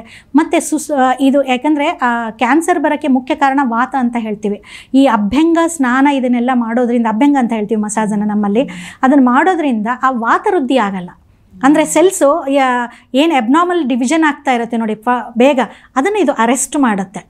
ಸೊ ಹಾಗಾಗಿ ಒಂದು ಅಟ್ಲೀಸ್ಟ್ ನಮಗೆ ಡೈಲಿ ಮಾಡೋಕ್ಕಾಗಲ್ಲ ಅಂದರೆ ವಾರಕ್ಕೆ 2 ಸರಿಗಾರು, ಮತ್ತು ಅದನ್ನು ಒಂದು ಸರಿಗೆ ಮಾಡೋಕ್ಕೆ ಹೋಗಬೇಡಿ, ವಾರಕ್ಕೆ 2 ಸರಿಗಾರು ನೀವು ಮಾಡೋದ್ರಿಂದ ಈ ಕ್ಯಾನ್ಸರ್ನ ನಾವು ತಡೆಗಟ್ಬೋದು. ಇನ್ನು ಮುಂದೆ ನೆಕ್ಸ್ಟ್ ಪಾರ್ಟ್ ಬಂದ್ಬಿಟ್ಟು ಊಟದ ವಿಚಾರ. ಸೊ ಊಟದ ವಿಚಾರ ನಾನು ಹಿಂದಿನ ಸಂಚಿಕೆಯಲ್ಲಿ ಹೇಳುವಾಗ ಗಬಗಬ ತಿನ್ನೋದ್ರ ಬಗ್ಗೆ ಹೇಳಿದೆ. ಮತ್ತು ಹಾಗಾದರೆ ಊಟ ಯಾವ ಥರದ್ದು ಮಾಡಬೇಕು, ಆಮೇಲೆ ಊಟ ಯಾವ ಥರದ್ದು ಇರಬೇಕು, ಯಾವ ಥರದ್ದು ಸೂಟ್ ಆಗಬೇಕು. ಈಗ ನಾನು ಉತ್ತರ ಕರ್ನಾಟಕದವಳು, ನನಗೆ ರೊಟ್ಟಿ ಊಟ ಮಾಡಿ ಅಭ್ಯಾಸ. ಸೊ ನಾನು ಅದು ಪರವಾಗಿಲ್ಲ, ಮುದ್ದೆ ಯಾವಾಗ ಆಸೆ ಪಟ್ಟಾಗ ಊಟ ಮಾಡಿದ್ರೂ ತೊಂದರೆ ಇಲ್ಲ ನನ್ನ ದೇಹಕ್ಕೆ. ಅಂದರೆ ನನ್ನ ದೇಹಕ್ಕೆ ಒಗ್ಗುವಂಥದ್ದು ಆಹಾರ ಯಾವುದು, ನನ್ನ ಜೀನ್ಸಿಗೆ ಯಾವುದು ಗೊತ್ತು, ರೊಟ್ಟಿ ಗೊತ್ತು. ಅಥವಾ ಈಗ ನಾರ್ತ್ ಇಂಡಿಯನ್ಸ್ ಬರ್ತಾರೆ ಇಲ್ಲಿ, ಅವ್ರಿಗೆ ಯಾವುದು ಗೋಧಿ ಗೊತ್ತು. ಇಲ್ಲಿರೋರು ನಮ್ಮ ಬೆಂಗಳೂರಲ್ಲಿರುವಂಥ ಎಲ್ಲ ಜನತೆಗೂ ಮುದ್ದೆ ಇಷ್ಟ, ಮುದ್ದೆ ಊಟ ಮಾಡ್ತಾರೆ. ಯಾಕಂದರೆ ಮುದ್ದೆ ಪ್ರೈಮ್ ಫುಡ್ ಆಗುತ್ತೆ ಇಲ್ಲಿ, ಅವ್ರಿಗೆ ಅದು ಸೂಟ್ ಆಗುತ್ತೆ. ಅಂಥ ಆಹಾರನ ದಿನನಿತ್ಯದಲ್ಲಿ ಬಳಸಬೇಕು ಊಟನ. ಅದನ್ನು ಊಟ ಮಾಡುವಾಗ ಯಾವುದೇ ಥರದ್ದು ಕಾಯಿಲೆ, ಈವನ್ ಕ್ಯಾನ್ಸರ್ ಕೂಡ ಬರಲ್ಲ. ಅದನ್ನು ಬಿಟ್ಟು ಬೇರೆ ಬೇರೆ ಥರದ್ದು ಅದನ್ನು ವಾರಕ್ಕೊಂದ್ಸರಿ ಊಟ ಮಾಡಿ ಡೈಲಿನೂ ಬೇರೆ ಬೇರೆ ಥರ ಪಿಜ್ಜಾ ತಿಂದೆ, ನಾನು ಅದನ್ನು ತಿಂದೆ, ಇದನ್ನು ತಿಂದೆ, ಬರ್ಗರ್ ತಿಂದೆ ಅಂತ ಮಾಡುವಾಗ ಖಂಡಿತವಾಗ್ಲೂ ಕ್ಯಾನ್ಸರ್ ಬರುತ್ತೆ. ಇನ್ನೊಂದೇನಂತಂದರೆ ಊಟದ ವಿಚಾರವಾಗಿ ಹೇಳಬೇಕಾದ್ರೆ ನಾವು ಊಟ ಯಾವ ಥರ ಮಾಡಬೇಕು ಅಂದರೆ, ಈಗ ಊಟ ಮಾಡಬೇಕಾದ್ರೆ ಮೊಬೈಲ್ ನೋಡಬಾರ್ದು, ಟಿ ವಿ ನೋಡಬಾರ್ದು, ಅಥವಾ ಮಾತಾಡ್ತಾ ಊಟ ಮಾಡಬಾರ್ದು ಅಂತ ಹೇಳಿದೆ. ಆವಾಗ ಗಾಳಿ ಒಳಗೆ ಹೋಗೋದ್ರಿಂದ ಅದು ಕೂಡ ಒಂದು ಕಾರಣ ಆಗುತ್ತೆ ಅಜೀರ್ಣಕ್ಕೆ ಅಂತ ಹೇಳಿದೆ. ಸೊ ಊಟದಲ್ಲಿ ಯಾವ ಥರ ಇರಬೇಕು ಫಾರ್ ಎಕ್ಸಾಂಪಲ್ಲು ಈಗ ನಾವು ಊಟನ ನಾವು ಈಗ ಹೊಟ್ಟೆನ 3 ಭಾಗಾಗಿ ಇದನ್ನು ಮಾಡ್ತೀವಿ, ಡಿವೈಡ್ ಮಾಡ್ತೀವಿ. ಅಂದರೆ ಊಟದ್ದು ಫಸ್ಟು ಫುಡ್ ನಾವು ಏನು ತೊಗೊಳ್ತೀವಿ ಅಂದರೆ 1/3 ಪಾರ್ಟು ಸಾಲಿಡ್ ಇರಬೇಕು, 1/3 ಪಾರ್ಟು ಲಿಕ್ವಿಡ್ ಇರಬೇಕು, ಮುಂದಿನ 1/3 ಪಾರ್ಟು ಗಾಳಿಗೆ ಬಿಡಬೇಕು ಅಂತ. ನಾವು ಒಂದು ಮಿಕ್ಸರ್ ತೊಗೊಂಡ್ರೆ ಫುಲ್ ಅದರೊಳಗಡೆ ನಾವು ಎಲ್ಲ ಈ ಹಾಕ್ಬಿಟ್ರೆ ಸಿಡಿದು ಬಿಡುತ್ತೆ, ಅಥವಾ ಗ್ರೈಂಡ್ ಆಗಲ್ಲ ಆ ಒಂದು ಇದಕ್ಕೆ. ಸೊ ಅಂದರೆ ನಮಗೊಂದು ಗಾಳಿ ಆಡೋಕೆ ಒಂಚೂರು ಜಾಗ ಬೇಕಂತ ಅರ್ಥ ಆಯಿತು. ಸೊ ಆವಾಗ ನಾವು ನೀರು ಬೆರೆಸ್ತೀವಿ, ಸಾಲಿಡ್ ಪಾರ್ಟು ಬೆರೆಸ್ತೀವಿ. ಅದೇ ಥರ ಇಲ್ಲಿನೂ ಕೂಡ ನಾವು ಈಗ ಮುದ್ದೆ, ಚಪಾತಿ ಅಥವಾ ಈಗ ರೊಟ್ಟಿಗಳನ್ನ ಇದನ್ನು ಸಾಲಿಡ್, ಅಥವಾ ಅಕ್ಕಿ ರೊಟ್ಟಿಗಳು, ಜೋಳದ ರೊಟ್ಟಿ ಅಥವಾ ಈಗ ರಾಗಿ ರೊಟ್ಟಿ, ಈ ಥರದನ್ನೆಲ್ಲ ಸಾಲಿಡ್ ಪಾರ್ಟ್ ಅಂತ ನಾವು ಕನ್ಸಿಡರ್ ಮಾಡಿ ಅದನ್ನು ನಾವು 1/3 ಪಾರ್ಟು ಮಾಡಿಕೊಂಡು, ಇನ್ನು ನಾವು ಸಾಂಬಾರು, ಮಜ್ಜಿಗೆ, ಈ ಥರ ಹಾಲು, ಈ ಥರದನ್ನೆಲ್ಲನೂ ನಾವು ಇನ್ನೊಂದು ಪಾರ್ಟ್ ಅಂತ 1/3 ಪಾರ್ಟ್ ಮಾಡಿಕೊಂಡು ಇನ್ನು 1/3 ಪಾರ್ಟು ಗಾಳಿಗೆ ಬಿಟ್ಕೊಂಡಾಗ ಸರಿಯಾಗಿ ಜೀರ್ಣ ಆಗೋಕ್ಕೆ ಶುರು ಆಗುತ್ತೆ. ಮತ್ತು ಮೊದಲು ಯಾವ ಥರ ಊಟ ಮಾಡಬೇಕಂತ ನಮ್ಮ ಸೈನ್ಸಲ್ಲಿ ಹೇಳಿದ್ದಾರೆ. ಯಾವುದಂದರೆ ಫಸ್ಟ್ ಊಟ ಮಾಡಬೇಕು, ಹಸು ಚೆನ್ನಾಗಿರುತ್ತೆ ನಮಗೆ. ಈಗ ಊಟ ಕೂತ್ಕೊಂಡಾಗ ಹಸು ಚೆನ್ನಾಗಿರುವಾಗ ನಾವು ಹೆವಿ ಫುಡ್ ಹಾಕಬೇಕು. ಫಸ್ಟು ಹೆವಿ ಫುಡ್ಡು, ಅದರಲ್ಲಿ ತುಪ್ಪ ಹಾಕಿ ಅಂತ. ಈಗ ಒಂದು ಸ್ವಲ್ಪ ನೀವು ಬೆಂಕಿ, ನಾವು ಈಗ ಹೋಮ್ವರ್ಕ್ ಮಾಡುವಾಗ ಅದ್ರ ಸ್ವಲ್ಪ ಬೆಂಕಿ ಆಗ ಚೆನ್ನಾಗಿ ಉರಿಯುತ್ತಲ್ಲ, ಇದನ್ನು ಅಗ್ನಿಗೆ ಹೋಲಿಸ್ತಾರೆ ನಮ್ಮ ಆಯುರ್ವೇದ ತಜ್ಞರು, ಆಚಾರ್ಯರೆಲ್ಲ ಅಗ್ನಿಗೆ ಹೋಲಿಸ್ತಾರೆ. ಅದು ಅಗ್ನಿ ಅದನ್ನು ಚೆನ್ನಾಗಿ ಮಾಡುತ್ತೆ, ಇನ್ನೂ ಚೆನ್ನಾಗಿ ಹಸು ಅಂದರೆ ಊಟ ಮಾಡಿರೋದು ಜೀರ್ಣ ಮಾಡುತ್ತೆ. ಒಂದು ಅರ್ಧ ಚಮಚೆ, 1 ಚಮಚೆ, ಇಲ್ಲ ನಂಗೆ ಕಫ ಆಗುತ್ತೆ ಅಂತ ಸುಮಾರು ಜನ ಹೇಳ್ತಾರೆ ಪೇಷಂಟು. ನಾವು ತುಪ್ಪ ತಿಂದಾಗ ನಂಗೆ ಜೀರ್ಣ ಆಗಲ್ಲ, ಕಫ ಆಗುತ್ತೆ ಅಂಥವ್ರು ಸ್ವಲ್ಪ ಅವರು ಅರಿಶಿಣ ಪುಡಿ ಮಿಕ್ಸ್ ಮಾಡ್ಕೊಳ್ಳೋದು, ಒಂದು ಸ್ವಲ್ಪ ಹಿಂಗೆ ಮಿಕ್ಸ್ ಮಾಡ್ಕೊಳ್ಳೋದು, ಇಲ್ಲ ಜೀರಿಗೆ ಮಿಕ್ಸ್ ಮಾಡಿಕೊಂಡು ಉಪ್ಪು ಮಿಕ್ಸ್ ಮಾಡ್ಕೊಂಡು ತಿಂದಾಗ ಅದು ಕಫನೂ ಆಗಲ್ಲ, ಎಂಥ ಪ್ರಾಬ್ಲಮ್ ಆಗಲ್ಲ. ಅಂಥವ್ರು ಒಂದು ಅರ್ಧ ಚಮಚೆ ಹಾಕ್ಕೊಂಡು ಊಟ ಮಾಡ್ಕೋಬೋದು. ಇಲ್ಲ ಪಿತ್ತ ನೇಚರ್ ಇರೋರು 2 ಚಮಚನೂ ಊಟ ಮಾಡ್ಬೋದು, 1 ಸ್ಪೂನ್ ಹಾಕ್ಕೊಂಡು ಊಟ ಮಾಡ್ಬೋದು. ಕಫ, ವಾತ ಅಂತ ನಾವು ಹೇಳ್ತೀವಿ. ವಾತ ಅಂದರೆ ತುಂಬ ಮೈಕೈ ನೋವಿರೋರು, ಸಣ್ಣಗಿರ್ತಾರೆ, ಅಂಥವ್ರು 2 ಚಮಚ ಹಾಕ್ಕೊಂಡು ಊಟ ಮಾಡಿದ್ರು ಏನೂ ತೊಂದರೆ ಇಲ್ಲ. ಅದು ಫಸ್ಟ್ ತುತ್ತಿಗೆ ಬೀಳಬೇಕು, ಫಸ್ಟ್ ತುತ್ತಿಗೆ ಬೀಳಬೇಕದು. ಆಮೇಲೆ ಸ್ವೀಟ್ ಊಟ ಮಾಡಬೇಕು ಅಂತ ಇದೆ, ಮಧುರ ರಸ ಹೋಗಬೇಕು. ಇನ್ನು ನಾನು ಒಂದ್ಸರಿ 2 ವರ್ಷದ ಹಿಂದೆ ಜಾಮ್ನಗರದಲ್ಲಿ ಹೋದಾಗ ಕಂಪಲ್ಸರಿ ಅವರು ಬೆಲ್ಲ ಮತ್ತು ತುಪ್ಪ ಕೊಡ್ತಾರೆ ಫಸ್ಟ್ ಊಟದಲ್ಲಿ. ಗುಜರಾತದಲ್ಲಿ ಬೆಲ್ಲ, ಮತ್ತು ಅದು ನೀವು ಹೇಳ್ದಂಗೆ ಆಕಳದು ಗಿರ್ ಜಾತಿ ಇರುವಂಥ ಆಕಳದ ತುಪ್ಪ, ಅದು ಎಷ್ಟು ಚೆನ್ನಾಗಿರುತ್ತೆ ತಗೊಳ್ಳಿಕ್ಕೆ ಅಂದರೆ. ಅದು ಏನು ಮಾಡುತ್ತೆ, ಮಧುರ ರಸ ನಮ್ಮ ಜೀರ್ಣಶಕ್ತಿನ ಇನ್ನೂ ಚೆನ್ನಾಗಿ, ಬೆಲ್ಲ ಚೆನ್ನಾಗಿ ಮಾಡುತ್ತೆ. ಅದರಲ್ಲಿರುವಂಥ ಪ್ರೋಟೀನ್ ಅಂಶಗಳು, ಆಮೇಲೆ ಕಬ್ಬಿಣದ ಅಂಶಗಳು, ನಮ್ಮಲ್ಲಿ ಇರುವಂಥ ಈ ಇದನ್ನು ಚೆನ್ನಾಗಿ ನಮ್ಮ ಬಲ ಕೊಡೋಕ್ಕೆ ಹೆಲ್ಪ್ ಮಾಡುತ್ತೆ. ಸ್ವೀಟ್ಸನ್ನು ಫಸ್ಟ್ ತೊಗೊಬೇಕು. ಈಗೆಲ್ಲ ಇದನ್ನೆಲ್ಲ ಡೆಸರ್ಟ್ಸ್ ಅಂಥೇಳಿ ಲಾಸ್ಟ್ ಊಟ ಮಾಡ್ತಾರೆ, ಜೀರ್ಣ ಆಗಲ್ಲ ಅದು. ಈಗ ನಾವು ಐಸ್ ಕ್ರೀಮ್ ಕೂಡ ಫಂಕ್ಷನ್ಸ್ಗೆ ಹೋದಾಗ ಯಾವತ್ತೋ ಒಂದಿನ ಪರವಾಗಿಲ್ಲ, ಬಟ್ ಆ ಡೆಸರ್ಟನ್ನು ಪ್ರತಿದಿನ ಮನೆಯಲ್ಲಿ ಊಟ ಮಾಡಬೇಕಾದ್ರೆ ಹೋಳಿಗೆ ತುಪ್ಪನೇ ಫಸ್ಟಿಗೆ ಬೀಳಬೇಕು. ಯಾವತ್ತು ಹೋಳಿಗೆ ತುಪ್ಪ ಲಾಸ್ಟಲ್ಲಿ ಹಾಕಲ್ಲ ನೋಡಿ ಫಂಕ್ಷನ್ಸ್ಗೆ ಹೋದಾಗ. ಅದು ಸೊ ಪಾಯಸನೇ ಫಸ್ಟಿಗೆ ಇದನ್ನು ಬೀಳಬೇಕು. ನೆಕ್ಸ್ಟು ನಾವು ರೊಟ್ಟಿ ಅಥವಾ ಅನ್ನ, ಚಪಾತಿ, ಆಮೇಲಿಂದ ಅನ್ನ ಸಾರು, ಸೆಕೆಂಡು ಅನ್ನ ಸಾರು, ಲಾಸ್ಟಲ್ಲಿ 1 ಗ್ಲಾಸ್ ಮಜ್ಜಿಗೆನೇ ಯಾಕೆ ಲಾಸ್ಟಲ್ಲಿ ಹೇಳಿದ್ರು ಅಂದರೆ ಅದು ಕಷಾಯ ರಸ ಅಂತ ಹೇಳ್ತೀವಿ. ಅದು ಚೆನ್ನಾಗಿ ಜೀರ್ಣ ಮಾಡುತ್ತೆ, ಬಾಯಲ್ಲಿರುವಂಥ ಯಾವುದೇ ಥರದ್ದು ಕಾಯಿಲೆ ಉತ್ಪನ್ನ ಮಾಡಲ್ಲ. ಈಗ ಯಾಕಂದರೆ ನಮಗೆ ಈ ಸ್ವೀಟನ್ನು ಲಾಸ್ಟಲ್ಲಿ ತಿಂದಾಗ ಹಲ್ಲಲ್ಲಿ ಉಳ್ಕೊಂಡ್ರೆ ಹಲ್ಲಿಂದ ಕಾಯಿಲೆ ಕಂಪಲ್ಸರಿ ಬರುತ್ತೆ, ಇದನ್ನೆಲ್ಲ ನಮಗೆ ಬ್ಯಾಕ್ಟೀರಿಯಾಸ್ ಎಲ್ಲ. ಸೊ ಲಾಸ್ಟಲ್ಲಿ ಮಜ್ಜಿಗೆ ಹೇಳ್ತಾರೆ, ಮತ್ತು ಚೆನ್ನಾಗಿ ಮುಕ್ಕಳಿಸ್ರಿ ಅಂತ ಹೇಳ್ತಾರೆ. ಮತ್ತು ಮಧ್ಯದಲ್ಲಿ ಸ್ವಲ್ಪ ನೀರು ಕುಡೀರಿ, ಲಾಸ್ಟಲ್ಲಿ ಜಾಸ್ತಿ ನೀರು ಕುಡಿಬೇಡ್ರಿ ಅಂತ ಹೇಳ್ತಾರೆ. ನೀರು ಕುಡಿಯೋದ್ರ ಬಗ್ಗೆನೂ ಅಷ್ಟು ಚೆನ್ನಾಗಿ ನಮ್ಮಲ್ಲಿ ಹೇಳ್ಕೊಡ್ತಾರೆ. ಕೂಡ ಮಧ್ಯ ಕುಡಿಬೇಕು, ಸ್ವಲ್ಪ ಕುಡಿಬೇಕು. ಊಟ ಮಾಡೋದಕ್ಕೂ ಮುಂಚೆ 1 ಗ್ಲಾಸ್ ಅದನ್ನು ಕುಡಿಬಾರ್ದು. ಊಟ ಮಾಡೋಕೆ ಮುಂಚೆ ಜಾಸ್ತಿ ನೀರು ಕುಡಿದ್ರೆ ವಾತ ವೃದ್ಧಿ ಆಗುತ್ತೆ. ಊಟದ ನಂತರ ಜಾಸ್ತಿ ನೀರು ಕುಡಿದ್ರೆ ಕಫ ವೃದ್ಧಿ ಆಗುತ್ತೆ. ಅಂದರೆ ಕಫಕ್ಕೆ ಸಂಬಂಧಪಟ್ಟಂಥ ಕಾಯಿಲೆ, ದಪ್ಪ ಆಗ್ಬೋದು, ಅಥವಾ ಕೆಮ್ಮು, ನೆಗಡಿ, ಶೀತ ಆ ಥರದ್ದು ಬರ್ಬೋದು, ಬೇರೆ ಬೇರೆ ಥರ ಕಾಯಿಲೆ ಬರುತ್ತೆ. ಆವಾಗ ಊಟ ಆದಮೇಲೆ 1 ಕಾಲು ಲೋಟ ಬಾಯಿ ಕ್ಲೀನ್ ಆಗೋದು ಸಂಬಂಧ, ಅಂದರೆ ನಮ್ಮ ಅಷ್ಟಕ್ಕೆ ಮಟ್ಟಿಗೆ ಮಾತ್ರ. ಮತ್ತು 1/4 ಅವರ್ ಆದಮೇಲಿಂದ ನೀವು 1 ಅವರ್ಗೆ ನಿಮಗೆ ಎಷ್ಟು ದೇಹ ಕೇಳುತ್ತೋ. ಅಂದರೆ ಈಗ ಒಂದು ಊಟದ ಬಗ್ಗೆ ನಾನು ಹೇಳಬೇಕಾದ್ರೆ ಜನರಿಗೆ ಎಷ್ಟು ತಪ್ಪು ತಿಳುವಳಿಕೆ ಇದೆ ಅಂದರೆ ಎಲ್ಲನೂ ಒಳ್ಳೆಯದು, ಅಂದರೆ ಈಗ ನೀರು ಒಳ್ಳೆಯದು ಅಂತ 5-6 ಲೀಟ್ರ್ ನೀರು ಕುಡಿಯೋಂಗಿಲ್ಲ ನೀರಿನ ಬಗ್ಗೆ ಹೇಳಬೇಕಾದ್ರೆ. ಸೊ ಈಗ ಜ್ಯೂಸ್ಗಳು ಒಳ್ಳೆಯದು, ಹಸುವಿಲ್ಲ ಅಂದರೂ ಜ್ಯೂಸ್ ಕುಡಿತಾರೆ. ದಯವಿಟ್ಟು ಅದನ್ನು ಮಾಡಬೇಡಿ. ಜ್ಯೂಸ್ ಬದಲು ನನ್ನ ಕೇಳಿದ್ರೆ ಹಣ್ಣನ್ನು ಕಚ್ಚಿ ತಿನ್ನೋದು ಒಳ್ಳೆಯದು. ಆಹಾರದಲ್ಲಿ ಎಲ್ಲ ಥರದ್ದು ಫುಡ್ ಬರಬೇಕಾದ್ರೆ ಹಣ್ಣಿನ ಬಗ್ಗೆ ಹಣ್ಣು ಜ್ಯೂಸ್ ಕುಡಿಯೋ ಬದಲು ನಾವು ಎದಕ್ಕೆ ಕಚ್ಚಿ ತಿಂದಾಗ, ನಾನು ಆಗಲೇ ಹೇಳ್ದಂಗೆ ನಮ್ಮ ಬಾಯಲ್ಲಿರುವಂಥ ಸಲೈವ, ಇದೇನು ಲಾಲಾಸ್ರಾವ ಇರುತ್ತೆ ನೋಡಿ, ಚೆನ್ನಾಗಿ ಜೊತೆಗೆ ಸೇರಿ ಜೀರ್ಣ ಆಗೋಕ್ಕೆ ಹಣ್ಣಿಂದು ಹೆಲ್ಪ್ ಮಾಡುತ್ತೆ. ಹಣ್ಣು ಜೀರ್ಣ ಆಗೋಕ್ಕೆ ಹೆಲ್ಪ್ ಮಾಡುತ್ತೆ. ಜ್ಯೂಸ್ ಆದರೆ ಸೀದಾ ಡರ್ ಅಂತ ಒಳಗಡೆ ಹೋಗಿಬಿಡುತ್ತೆ. ಅಲ್ಲಿ ಒಳಗಡೆ ಆವಾಗ ನಮಗೆ ಈಗ ಸ್ಟಮಕ್ಕಿಗೆ ಜಾಸ್ತಿ ಕೆಲಸ ಕೊಟ್ಟಂಗೆ ಆಗುತ್ತೆ ಅಲ್ಲಿ ನಾವು ಹಾಗೆ. ಸೊ ಅದಕ್ಕೆ ಇಲ್ಲ, ಕೆಲವೊಂದು ಕಫ ಇರುವಂಥವ್ರಿಗೂ ಅದಕ್ಕೆ ಒಂದು ಸ್ವಲ್ಪ ನೀವು ಪೆಪ್ಪರ್ ಪೌಡ್ರು, ಉಪ್ಪು, ಬೆಲ್ಲ ಮಿಕ್ಸ್ ಮಾಡಿಕೊಂಡು, ಅಥವಾ ಬೆಲ್ಲನೂ ಬೇಡ, ಜಸ್ಟ್ ಪೆಪ್ಪರ್ ಪೌಡ್ರು ಒಂಚೂರು ಉಪ್ಪು ಹಾಕ್ಕೊಂಡು ಮಿಕ್ಸ್ ಮಾಡ್ಕೊಂಡು ತೊಗೊಂಡಾಗಲೂ ಕೂಡ ಹಣ್ಣು ಇದು ಚೆನ್ನಾಗಿ ಜೀರ್ಣ ಆಗುತ್ತೆ. ತೊಗೊಳ್ಬೋದು ಆ ಥರನೂ ಕೂಡ. ಮತ್ತು ಈಗ ಪ್ರೋಟೀನ್ಸ್ ಕಾನ್ಸೆಪ್ಟು ತುಂಬ ಇದೆ ಊಟದ ವಿಚಾರದಲ್ಲಿ ಹೇಳಬೇಕಾದ್ರೆ. ತುಂಬ ಪ್ರೋಟೀನ್ ಒಳ್ಳೆಯದು. ಪ್ರೋಟೀನ್ ಅಂದರೆ ಏನು ಆ್ಯಕ್ಚುಲಿ? ಅದು ಕೂಡ ಆಹಾರದ ಒಂದು ಅಂಶ, ಅದನ್ನೇ ಮೇನ್ ಅಲ್ಲ. ಎಲ್ಲರೂ ಸಣ್ಣ ಆಗೋಕ್ಕೆ ಪ್ರೋಟೀನ್ ಡೈಟ್ ತಗೊಳ್ಬೇಕು ಹಾಗೆ ಹೀಗೆ, ಅದು ಕೂಡ ಪೌಡರ್ಸ್ಗಳನ್ನ ತಗೊಳ್ತಾರೆ. ಅದು ಕೂಡ ಕ್ಯಾನ್ಸರ್ ಒಂದೇ ಅಲ್ಲ, ಬೇರೆ ಥರದ ಎಲ್ಲ ಕಾಯಿಲೆಗಳಿಗೂ ಮೂಲವಾಗುತ್ತೆ. ಅದು ಒಂದು ಭಾಗ, ನಮಗೆ ಬೇಕಾಗಿರುವಂಥ ಅದು ಒಂದು ಭಾಗ ಅಂತ ನಾವು ಹೇಳ್ಬೋದು. ಸೊ ಈಗ ಅದರಲ್ಲಿ ಮೊಳಕೆ ಹೊಡಿಸಿದ ಕಾಳಿನ ಕಾನ್ಸೆಪ್ಟು ಆಯುರ್ವೇದದಲ್ಲಿ ಎಲ್ಲಿ ಉಲ್ಲೇಖ ಆಗಿಲ್ಲ. ದಯವಿಟ್ಟು ಮೊಳಕೆ ಹೊಡಿಸಿದ ಕಾಳು ರುಚಿ ತಿನ್ನಕ್ಕೆ, ಬಟ್ ನಮ್ಮ ಹೊಟ್ಟೆಗೆ ನೋಡಿದಾಗ ಗ್ಯಾಸ್ ಆಗಲ್ವಾ ಪೂಜಾ ಅವರ? ಆಗುತ್ತಲ್ವ? ಹಾಗಂದ್ರೆ ನಮಗೆ ಅದು ಸೂಟ್ ಆಗುತ್ತೆ ಅನ್ಸುತ್ತಾ ನಿಮಗೆ ಮೇಡಮ್? ಅದು ಕೆಲವರಿಗೆ ನಿಜವಾಗ್ಲೂ, ನನಗೂ ಕೆಲವೊಂದ್ಸಲ ಈ ಕಾಳುಗಳು ತಿಂದ್ರೆ ತುಂಬಾ ಒಳ್ಳೇದು ಅಂತಾರೆ, ಬಟ್ ಗ್ಯಾಸ್ಟ್ರಿಕ್ ಆಗುತ್ತೆ. ಅಂದ್ರೆ ಮೊಳಕೆ ಹೊಡಿಸಿದ ಕಾಳು ಬೇಡ, ಬಟ್ ಬೇರೆ ಕಾಳುಗಳನ್ನ ತಗೊಳ್ಬಹುದು. ಅದು ಯಾಕೆ ಮೇಡಮ್ ಒಳ್ಳೇದಲ್ವಾ ಮೊಳಕೆ ಹೊಡಿಸಿದ್ದು? ನೋಡಿ, ಮೊಳಕೆ ಅಂದ್ರೆ ಏನ್ ಹೇಳಿ, ಅದು ಒಂದು ಮತ್ತೆ ಹೊಸ ಗಿಡ ಹುಟ್ಟುವಂತಹದ್ದು ಒಂದು ಪ್ರಕ್ರಿಯೆ ಶುರುವಾಯ್ತು. ಅಲ್ಲಿ ಉಷ್ಣತೆ ಜಾಸ್ತಿ ಇರುತ್ತೆ, ಅಲ್ಲಿರುವಂತ ಕೆಲವೊಂದು ಟಾಕ್ಸಿಕ್ ಐಟಮ್ಸ್ ನಮಗೆ ಗ್ಯಾಸ್ ಹಾಕಿ ಮತ್ತೆ ಅದು ಫರ್ದರ್ ಜೀರ್ಣ ಆಗದಂಗೆ ಮಾಡುತ್ತೆ. ಸೊ ಖಂಡಿತವಾಗ್ಲೂ ಗ್ಯಾಸ್ಟ್ರಿಕ್ಕಿಗೂ ಕೂಡ ಇದೇ ಕಾರಣ ಆಗುತ್ತೆ. ನನ್ನ ಹತ್ರ ಬಂದಿರುವಂಥವ್ರಿಗೆ ಅದನ್ನ, ಮತ್ತೆ ಈಗ ನಮ್ಮ ಬೆಂಗಳೂರಲ್ಲಿ ಸಾಮಾನ್ಯವಾಗಿರುವಂಥ ಫುಡ್ಡು ಅಂದರೆ ಇಡ್ಲಿ ದೋಸೆ. ಡೈಲಿ ಒಂದ್ಸರಿ ಮಾಡಿಬಿಟ್ಟು ವಾರಾನ್ಗಟ್ಲೆ ಅದನ್ನೇ ಉಪಯೋಗಿಸ್ತೀವಿ. ಅದು ಫರ್ಮೆಂಟೆಡ್ ಫುಡ್ಡು, ಎಲ್ರಿಗೂ ಗ್ಯಾಸ್ಟ್ರಿಕ್ ಆಗ್ತಾ ಇರುತ್ತೆ. ಆದರೂ ಕೂಡ ಅದನ್ನು ಅವಾಯ್ಡ್ ಮಾಡಲ್ಲ. ದಯವಿಟ್ಟು ಇದು ನಮ್ಮ ಫುಡ್ಡಲ್ಲ, 15 ದಿನಕ್ಕೊಂದ್ಸತಿ ತಗೊಳ್ಳೋಣ, ಅಥವಾ ಮಕ್ಕಳು ತುಂಬ ಇಷ್ಟಪಡ್ತಾರೆ ಅಂದರೆ ವಾರಕ್ಕೊಂದ್ಸತಿ ಉಪಯೋಗಿಸೋಣ. ದಯವಿಟ್ಟು ಅದನ್ನು ಮಾಡಿಬಿಟ್ಟು ಒಂದು ದಿನ ಮಾಡಿಬಿಟ್ಟು ವಾರಾನ್ಗಟ್ಲೆ ಉಪಯೋಗಿಸ್ಬೇಡಿ ಅಂತ ತಮ್ಮಲ್ಲಿ ಕಳಕಳಿ ಮನವಿ ಅಂತ ನಾನು ಹೇಳಕ್ಕೆ ಇಷ್ಟಪಡ್ತೀನಿ. ಇದು ಎಲ್ಲ ಊಟದ ಬಗ್ಗೆ. ಹೌದು. ಮತ್ತೆ ಈಗ ಸಾಂಬಾರ್ಗಳು ಮಾಡಿರ್ತಾರೆ ಮೇಡಮ್, ಅದನ್ನು ಕೂಡ 3-4 ದಿನ ಇದನ್ನ ಬಿಸಿ ಫ್ರೆಶ್ ಆಗಿ ಮಾಡಿಕೊಂಡು ಫ್ರೆಶ್ ಆಗಿ ಊಟ ಮಾಡಬೇಕು ಅಂತಿದೆ.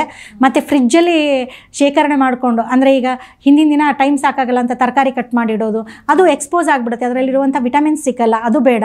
ಮತ್ತು ಆಮೇಲೆ ನೀವು ಹೇಳ್ದಂಗೆ 3-4 ದಿನ ಅದೇ ಸಾಂಬಾರು ಉಪಯೋಗಿಸೋದ್ರಿಂದ ಅದರಲ್ಲಿ ಏನೋ ಶಕ್ತಿ ಇರಲ್ಲ, ಅಂಥದ್ದು ಕೂಡ ನಮ್ಮ ದೇಹಕ್ಕೆ ಏನೂ ಅನುಕೂಲ ಆಗಲ್ಲ. ಹಾಗಾಗಿ ಅದನ್ನು ಕೂಡ ಉಪಯೋಗಿಸೋದು ಬೇಡ ಅಂತ ನಾನು ಹೇಳಕ್ಕೆ ಇಷ್ಟಪಡ್ತೀನಿ. ಇನ್ನೊಂದು ಲಾಸ್ಟ್ ವಿಚಾರ ಮೇಡಮ್, ಕ್ಯಾನ್ಸರ್ಗೆ ಅಂತಾನೆ ಏನಾದರೂ ಪರ್ಟಿಕ್ಯುಲರ್ ಐಟಮ್ ಆಗಿರ್ಬೋದು, ಅಥವಾ ಏನಾದರೂ ಫುಡ್ಡಿನ ವಿಚಾರದಲ್ಲಿ ಏನಾದರೂ ಪರ್ಟಿಕ್ಯುಲರ್ ಅಂಶಗಳನ್ನ, ಅಂದ್ರೆ ಈಗ ಹಾಗಲಕಾಯಿ ತಗೊಂಡ್ರೆ ಈಗ ಬಿಪಿಗೆ ಹಾಗಲಕಾಯಿದು ಜ್ಯೂಸ್ ಕುಡಿಬೇಕು, ಆಮ್ಲ ಜ್ಯೂಸ್ ಕುಡಿದ್ರೆ ಒಳ್ಳೇದು ಅಂತ ಎಲ್ಲ ಹೇಳೋದ್ ಕೇಳಿರ್ತೀವಿ. ಅದೇ ರೀತಿಯಾಗಿ ಕ್ಯಾನ್ಸರ್ಗೆ ಏನಾದ್ರೂ ಆ ತರದ ಜ್ಯೂಸ್ಗಳಾಗಿರ್ಬೋದು, ಆ ತರದ್ದು ಏನಾದ್ರೂ ಇದೆನಾ ಅಂತ ಹೇಳಿ. ಮೇಡಮ್, ಇದು ನಾನು ಆಗ್ಲೇ ಹೇಳ್ದಂಗೆ ಇದೇ ತರ ನಮಗೆ ಸೂಟ್ ಆಗುವಂತ ಆಹಾರ ಒಬ್ಬರಿಗೆ ಈಗ ಒಂದು ವಾಕ್ಯ ಎಲ್ಲರಿಗೂ ಸೂಟ್ ಆಗ್ಲಿಕ್ಕಿಲ್ಲ. ಬಟ್ ಆದರೆ ಕೆಲವೊಂದರಲ್ಲಿ ನಮ್ಮ ಆಯುರ್ವೇದದಲ್ಲಿ ಏನು ದಿನನಿತ್ಯ ಬಳಸಬೇಕು ಅಂತ ಹೇಳಿದ್ದಾರೆ. ಅಂದರೆ ದಿನನಿತ್ಯ ಬಳಸಬೇಕಾಗಿದ್ದ ಐಟಮಲ್ಲಿ ಹಸುವಿನ ತುಪ್ಪ, A to G ಅಂತ ನಾವೇನು ಹೇಳ್ತೀವಿ, ಹಸುವಿನ ತುಪ್ಪ ಬಳಸಬೇಕು. ಮತ್ತು ಕಾಳುಗಳಲ್ಲಿ ಶ್ರೇಷ್ಠವಾಗಿದ್ದು ಹೆಸರು ಕಾಳು, ಹೆಸರು ಕಾಳು. ಮತ್ತು ಆಮೇಲೆ ಕೆಲವೊಂದು ಈಗ ಶುಗರ್ ಪೇಷಂಟ್ಗೆ ಇರುವಂಥವ್ರಿಗೆ ಬಾರ್ಲಿ ಕೂಡ ಸೂಟ್ ಆಗುತ್ತೆ. ಆದರೆ ಬಾರ್ಲಕ್ಕಿ ಅದನ್ನು ದಿನನಿತ್ಯ ಬಳಸ್ಬೋದು, ಅಥವಾ ವಾರಕ್ಕೆ 2 ಸರಿಗೂ ಬಳಸ್ಕೊಬೋದು. ಈ ಥರ ಕೆಲವೊಂದಿಷ್ಟು. ಆಮೇಲೆ ಕೆಂಪಕ್ಕಿ ಅನ್ನ ಊಟ ಮಾಡಿರಿ ಅಂತ ಹೇಳ್ತಾರೆ. ಬೆಲ್ಲನೂ ಕೂಡ ತಗೊಳ್ಬೋದು. ಯಾವುದನ್ನು ದಿನನಿತ್ಯ ಬಳಸಬಾರ್ದು ಅಂದರೆ ಮೊಸರನ್ನ ದಿನನಿತ್ಯ ಬಳಸಬಾರ್ದು, ಅದು ಸ್ರೋತ ಅವರೋಧ ಆಗುತ್ತೆ ಅಂತ ಹೇಳ್ತೀವಿ. ಅದರ ಬದಲು ಮಜ್ಜಿಗೆ ತಗೋಬಹುದು, ಏನೂ ತೊಂದರೆ ಆಗಲ್ಲ. ದಿನನಿತ್ಯವಾಗಿ ನಾವು ಹೀಟ್ ಕಮ್ಮಿ ಆಗುತ್ತೆ ಅಂತ ಖಂಡಿತವಾಗಲ್ಲ, ಸ್ರೋತ ಅವರೋಧವಾಗಿ ಆಗುತ್ತೆ ಅಂತ ನಮ್ಮಲ್ಲಿ ಹೇಳ್ತೀವಿ. ಅಂದ್ರೆ ಬೇರೆ ಕಾಯಿಲೆಗಳನ್ನ ಉತ್ಪನ್ನ ಮಾಡುತ್ತೆ. ಸ್ಪೆಷಲಿ ನೈಟಲ್ಲಿ ತಗೊಳ್ಬಾರ್ದು, ಮೊಸರು ನೈಟಲ್ಲಿ ತಗೊಳ್ಬಾರ್ದು. ದಿನನಿತ್ಯ ಕೂಡ ಖಂಡಿತವಾಗ್ಲೂ ಉಪಯೋಗಿಸಬಾರ್ದು, ಅದರಲ್ಲಿ ಉಲ್ಲೇಖ ಇದೆ ನಮ್ಮ ಇದರಲ್ಲಿ. ಹೌದು, ಮೊಸರನ್ನ ಮಾಡಿದ್ರೆ ಒಂಚೂರು ನೀರು ಹಾಕಿದ್ರೆ ಒಳ್ಳೇದು ಅಂತ ಇಲ್ಲ, ಮಜ್ಜಿಗೆನೆ. ಯಾಕಂದ್ರೆ ಮಜ್ಜಿಗೆನೆ ಅಂದ್ರೆ ಮಜ್ಜಿಗೆಯಲ್ಲಿನೂ ಕೂಡ ಸುಮಾರು ವಿಧಗಳಿವೆ. ಆಹಾರದ ಬಗ್ಗೆ ಮಾತಾಡಿದ್ರೆ ಅದೇ ಒಂದು ಎಪಿಸೋಡ್ ಆಗ್ಬೋದು. ಮಜ್ಜಿಗೆಯಲ್ಲಿ ಕೂಡ ಸುಮಾರು ವಿಧ ಇದೆ. ಅದನ್ನ ಚೆನ್ನಾಗಿ ಕಟ್ಟಿದ್ರೆ ಅದರಲ್ಲಿ ಇರುವಂಥ ಇದು ಚೇಂಜಸ್ ಆಗುತ್ತೆ. ಆ ಕೆಮಿಕಲ್ ಸ್ಟ್ರಕ್ಚರ್ ಏನು ಚೇಂಜ್ ಆಗುತ್ತೆ ಅದು ನಮ್ಮ ಬಾಡಿಗೆ ಒಗ್ಗುತ್ತೆ. ಮೊಸರೆ ಅದಕ್ಕೆ ನೀರು ಹಾಕಿ ಸುಮ್ಮನೆ ಅಲ್ಲಾಡಿಸ್ಕೊಡಿದ್ರೆ ಅದು ಮಜ್ಜಿಗೆ ಆಗಲ್ಲ. ಅಂದ್ರೆ ಅದಕ್ಕೆ ಅಂತ ಪರ್ಟಿಕ್ಯುಲರ್ ಜ್ಯೂಸ್ ಆಗ್ಲಿ ಅದೇನ ಕ್ಯಾನ್ಸರ್ ಪೇಷಂಟ್ಸ್ ಗೆ ಇದೆ ಅಂದ್ರೆ ನಾವು ನೆಲ್ಲಿಕಾಯಿ ತುಂಬಾ ಒಳ್ಳೆ, ನೆಲ್ಲಿಕಾಯಿ ತುಂಬಾ ಒಳ್ಳೆ. ನೆಲ್ಲಿಕಾಯಿ ಜ್ಯೂಸ್ ಅನ್ನೋ ಬದಲು ಕಚ್ಚಿ ತಿನ್ನೋದು ನಾನು ಹೇಳಿದೆ ನೋಡಿ. ಅಂದ್ರೆ ದೊಡ್ಡ ನೆಲ್ಲಿಕಾಯಿ ಅಂದ್ರೆ ಈಗ ಯಾವ್ದು ಕೆಮಿಕಲ್ ಹಾಕಿಲ್ಲ ನೋಡಿ ಆ ನೆಲ್ಲಿಕಾಯಿ ಉಪಯೋಗಿಸಿ ಅಷ್ಟೇ ನಾನು ಹೇಳ್ತಾ ಇರೋದು. ಎಲ್ಲಾದ್ರಲ್ಲೂ ಕೆಮಿಕಲ್ ಹಾಕಿದೆ.